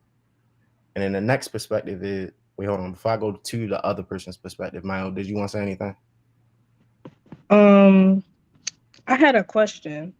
Yes, ma'am. So, if it's three perspectives, your perspective, the other person's, and the bystander, what if there's not a bystander at all? Then the next, Or what if you're just having like an inside conflict with yourself? okay. Well, then at that point, it'll basically be viewed as, if it's a situation without a bystander, then you would just include your perspective and the other person's perspective.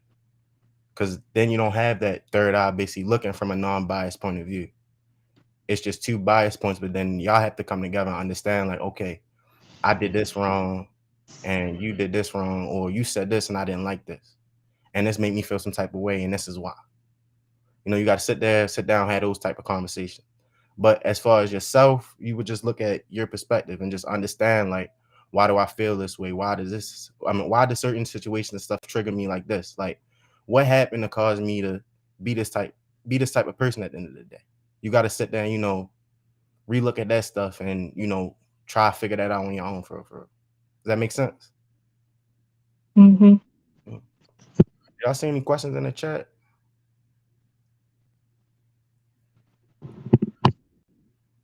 I don't see any so far. I see Callie saying the ghetto sessions be leaking into the other sessions all the time, though. That's crazy. You feel me? I feel like I'm semi-ghetto. Like, I don't know. I feel like I'm coming up here with a little something. All right. This is going to bring me to the other person's perspective. And when you're in a situation with, two people, well, where it's just you and another person or something like that, the things that they're considering is how the situation may have made them feel. What caused them to react this way? What's their beliefs? What's their viewpoints? What's their experiences? They sit there and they think about that stuff from their perspective, whereas though you think about it from the stuff that you've been through. Like I was saying earlier, a person from from a middle class household or something might not look at stuff like a person that might be from a higher class or a middle class household, and that's due to the certain circumstances that they've been through and the situations that life has put them through. So it causes them to think different. With middle to lower class households and stuff, it forces children and stuff to mature faster. Because we are put in the means where we have to figure out how to survive on our own and stuff. But yeah, and the last point of the other person's perspective is, and I feel like this could be for the other person's perspective and your perspective, but how they might have been feeling that day. We all have situations where we come into something and it could not be the best day. It cannot be the best day for real, but if you wake up on the wrong side of the bed or something and you see something that you don't like or something, that might trigger you. That's just something that might happen at the end of the day. But that is something that you do also got to consider, because everybody don't always have a bright day every day. So, talking to somebody about that and understanding, like, okay, this might be why, that's okay as well.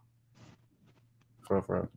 And then perspective, the bystander's perspective, basically what they see in a situation is, what actually happened.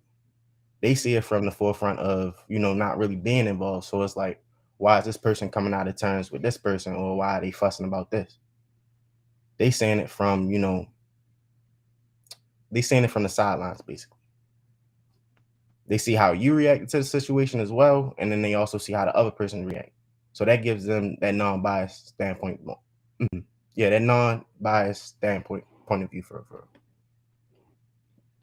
Mal, did you want to say anything before I go to the next slide? I feel like it's better if you're a bystander than actually involved in it, because then you can help the people who are involved come with the solution, since if you've already heard from both points, you're probably most likely, like you said, unbiased about the situation. Mm-hmm. And so that would be really helpful if there was a bystander and a lot of conflicts because it would be easier to solve. And I had another question. Mm-hmm. Um, it refers to the other person's point of view. What if someone is like really stubborn and no matter how you try to convince them, it's just like, oh my God, no. Well, I I mean, also got Davion on the phone.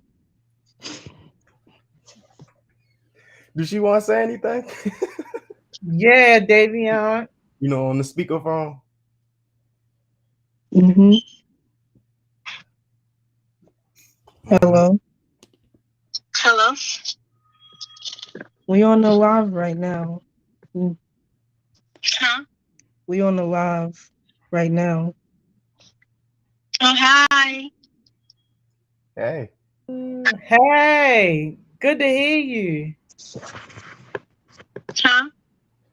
I said it's good to hear you. I wish we could see you too, but we'll take whatever we can get. Yes, I'm so sorry. Hey, it's all right. So y'all didn't see any questions in the chat? Because it's been flying past mine. I don't think I've really seen it. I ain't see no questions, really just comments. I'll be saying. Okay. But Mayo made a comment. I wanted to ask about it. She said that when it comes to like the bystanders, if somebody is there, like they'll say something or whatever.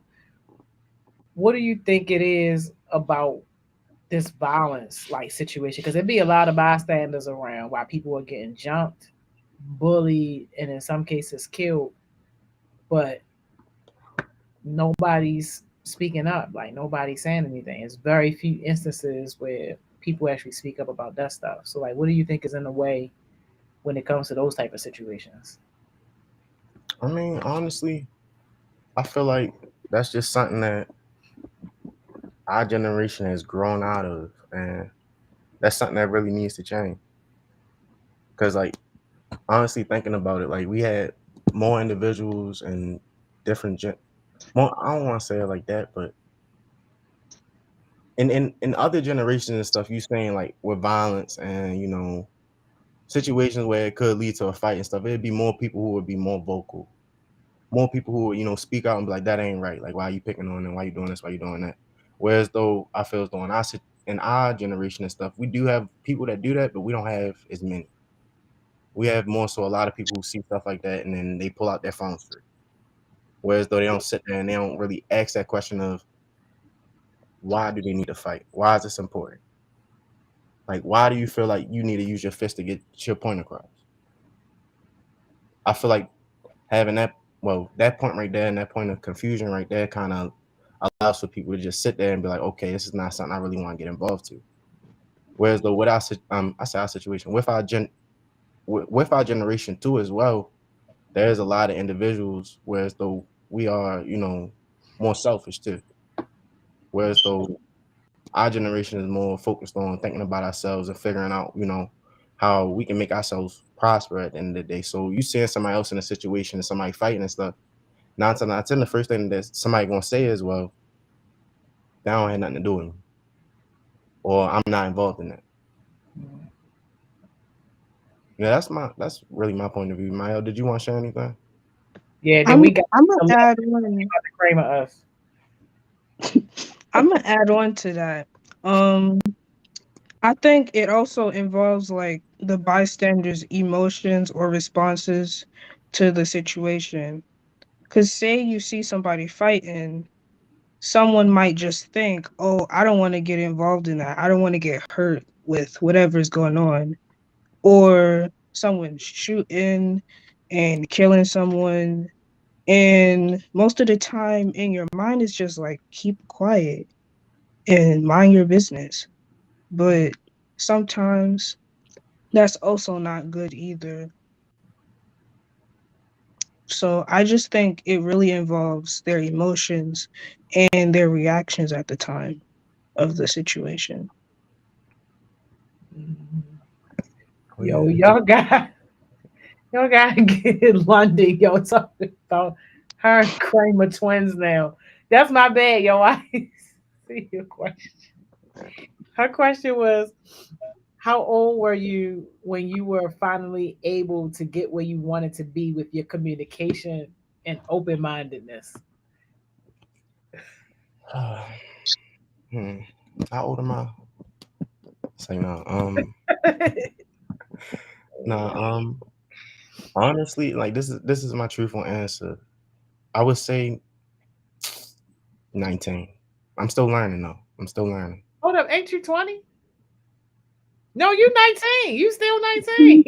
Yeah. Yo, So I oh, say, do I look that old? I'm gonna cut this off.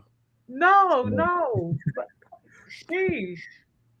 no, I'm growing up. Just not that fast. But for me, I say like 19 though, because I'm still growing. Like at the end of the day, I don't got it 100%. It took me a while to even get to like where I'm at now.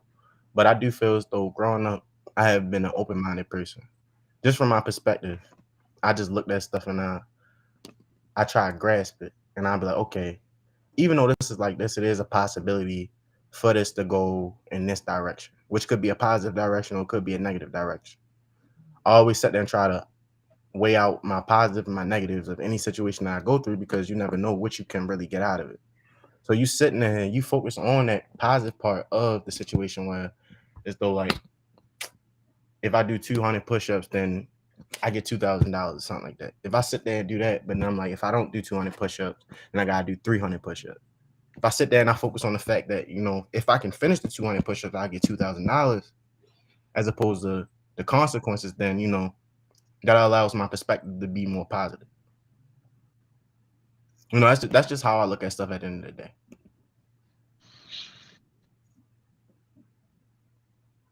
Yo, you got anything to add to it? We gotta get the to Roman question because Kramer is Kramering. I see him spamming in the chat. Listen, the Kramer going Kramer. I think Roman, I'm good for this part. you good for that one? Okay. Well, Roman said, "Why did you feel this was an important topic to share with us, and what do you want us to take from it?" Um, I feel like it's an important topic because a lot of situations in our youth and stuff is not really explored from two perspectives or even three perspectives. So giving them the option to, hear it from somebody who's not really too much older than them, that might be a good thing for real, because at the end of the day, I've been through that same situation where as though, I'm probably like in an argument with somebody and then they make me mad or something and then I want to fight. Or like I'm in a situation where as though, if I say the wrong thing, it's a possibility for me to get in trouble. But I'm angry. So that at the end of the day, only thing I can really think about is how I'm feeling, how you make me feel. So I'm going based off of that. Being able to look at stuff from a non-biased perspective and being able to act accordingly is 10 times better than sitting there and letting your pride get in the way of something. Because at the end of the day, starting off young and stuff, we got a lot of pride. A lot of times this stuff coming to high school, doing this, doing that, just growing up, feeling like you leveling up. You get to a point where as though you might feel as though your chest big, so you can say whatever you want to say, do whatever you want to do. But in reality, in life, that might not always be the cases. Because you sitting there and you feeling like, your pride might be over top of everything, might be your downfall at the end of the day. So you having that perspective and you understanding that, it's three situations. I mean, three perspectives to every situation might actually allow you to be more open minded and view stuff from a different perspective than the one that you're viewing now. That's why it's important. But yeah. Mile, did you want to say anything? I'm literally so guilty to trying to get my point across with so many people when I get into like a debate or argument. It's insane because sometimes I don't even worry about like what the other person is saying. I'm just literally always trying to get my point across. And it not being considerate or open-minded. I'm still guilty to that. And so I be trying to work on it and try to understand from other people. But when people just say nonsense, it just makes me feel some type of way. And it's like, no, I'm not going to listen to you because you're wrong. Nah, I feel you. I feel you. Yeah. But then again, like I feel like with stuff that be viewed as nonsense, I feel like in that, yo, why y'all being ghetto? Like turn the sirens off. But like I can hear y'all way down the street. But I hate to tell y'all got 4 minutes. I'm sorry. where my main man? Where is it? Let's get Oh, we need 10 more minutes. It's the end of the day. yeah, but I feel like with those situations and stuff, it's just you ain't see it from their perspective for real, for real. Like when you like don't get me wrong, it is situations where people do get mad and people do come to like, just saying anything. But it is certain situations where as though it might not make sense. But if you sit there and you actually listen, whereas though you're not listening to respond, you listening to comprehend, you might be able to actually be like, okay, now I see where you're coming from. But having that time to just be quiet, not trying to say anything, not trying to just have a comeback or something like that, that gives you that chance to actually, actually think about it. Because with me personally, I'm more of a thinker. Before I say anything, I'm gonna sit there and outweigh probably 3 possibilities of what I can say and how the reaction might come. Yo, Kramer about to stomp on y'all next if y'all don't answer this freaking question, y'all. Oh, what do you say? I don't want him to kill me. I have a question for Lamar. Who is your biggest inspiration and why? You only got like 30 seconds to answer that because then we got one last question, then y'all jewel, and then we done. Okay. So my I got a lot. I kind of got a lot of inspirations. I'm not even gonna hold you though.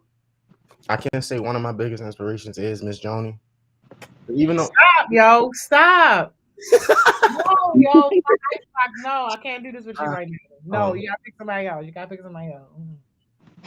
see, too late. I kind of already said it, so Stop, yo, I gotta please. commit. Commitment is a strong word. I gotta commit. But I say Miss Joni though because honestly, before Heart Smiles, my mindset it was a lot different. Like I was more focused on a lot of different things. Like coming to Heart Smiles and stuff, it kind of forced me to like jump out of my comfort zone because if y'all believe me, I mean, some of y'all might believe me, some of y'all might not, but I was shy at one point. I kind of am still shy, just a little bit. But it kind of forced me to grow out of that shell and actually, open my mind to being more, how can I say, more explore, like like trying to explore stuff more, stepping out of my comfort zone. It basically just forced me to look at stuff from a different perspective of, willing to learn, willing to try. And if I fail, then, I just learned something new at the end of the day. Thank you, Lamar. You did not have to do that. You did not have to say that. All right, y'all gotta give Jules and we gotta get out of here, y'all. Why are you gonna work on my icebox? How many minutes we got? One, yo. Not the yo. Oh my God. Get your mans. Whose mans is this? Come here. Come on, Don. We cousins on the father side. Stop it. Now y'all got 20 seconds to do your jewel. See, I'm not gonna do it. I ain't gonna do it. Maya, you want to share your jewel first? All right. My jewel would be you're welcome to be open-minded, but don't let that open-mindedness force someone's opinion onto you and then you just start to have like a belief in it. What I mean by that is you can understand from a person's perspective, but if you don't want to, you don't have to abide by what they're saying automatically just out of the will of open-mindedness. Yes, you got 10 seconds, Lamar. Mike drop. I'm sorry, I gotta get myself together. I just seen what Dawn posted in the chat. Yo, I'm 3 times removed, but all I gotta say is, I just need y'all to do me a favor. Like, I just need y'all to be the best person that y'all can be. At the end of the day, like, y'all don't gotta be perfect. You do not have to be perfect at all. But at the end of the day, you should just be trying to be your best self at the end of the day. Like, there's nothing out here that could be greater than what you got to offer. And that's it. Yes. Oh Lord, I see the My snap. God. I know. I'm on it. Spam. I'm on it. It's crazy. They just doing way too much, y'all. Like, sheesh. All right. See y'all. That was All right. great. Bye. All right, see ya. Yo, didn't I tell y'all my man Lamar was going to come up here and kill it, y'all? And now y'all see what I say. Like when I said, like, yo, he's great, but great, like, gotta bring it out, gotta come to the front. My man be in the background for real, for real. But I'm so proud of him and so happy to see him out here, really outside of his comfort zone, really doing something that's pushing him and forcing him to be a stronger leader. So shout out to you, Lamar, and shout out to my yo. My up here holding it down, looking like an OG for real on the session, y'all. But y'all know what time it is, y'all. We done got to the end of our workday. Can y'all believe it, y'all? Can y'all, yo, crazy. For people that's rocking with us later, y'all already know we gonna be on Thriving Thursday, 6 o'clock, right here. Leadership boot camp. But y'all already know what I'm about to say, yo. Yes, thank you, Andre, yo. Go be productive. Thank you, Marquise. Thank you, Dayon. Go be productive. Thank you, my yo. Yo, I know that we are ending success sessions, but this should not be ending your day, yo. This should be starting your day, yo. This should be starting your day. This is where you go and you start working on your goals. Hey, yo, not you ain't gotta go home, but you gotta get up out of here. Yes, Twan. Twan, you already. We here, yo. You ain't got to go home, but you got to get off of here, yo, and go be productive. Go work on your goals, yo. Don't be sitting up here kikiing, ha with us all day, talking about success just for you to get off of here and not go do something that's going to help you be successful. Not do something that's connected to your version of success. So many things are going to be competing for your attention, yo. Friends going to want to hang out. The game going to be calling you. Like everything. But your success is also calling you as well, yo. It's plenty of daylight hours out here, yo. Work on your goals. And if you ain't got no goals, that's a way bigger problem, yo. Don't hit me up for that. Hit up one of these heartbeats. Let them help you get some goals, yo. And don't be complaining about what you ain't got, who ain't supporting you, how much money you don't have, the resources you ain't got. No, don't stress none of that. Start small. Start where you are with what you have. Yo, the journey of 1,000,000 miles always begins with one step. Work on your goals, y'all. So, all right, if y'all rocking with us later, we'll see y'all later on Thriving Thursdays. If not, then tomorrow, 10 o'clock, right here. You already know. Now I'm basically a mentor. Hey, my y'all, I love it. But all right, y'all, we out. I see y'all tomorrow, y'all.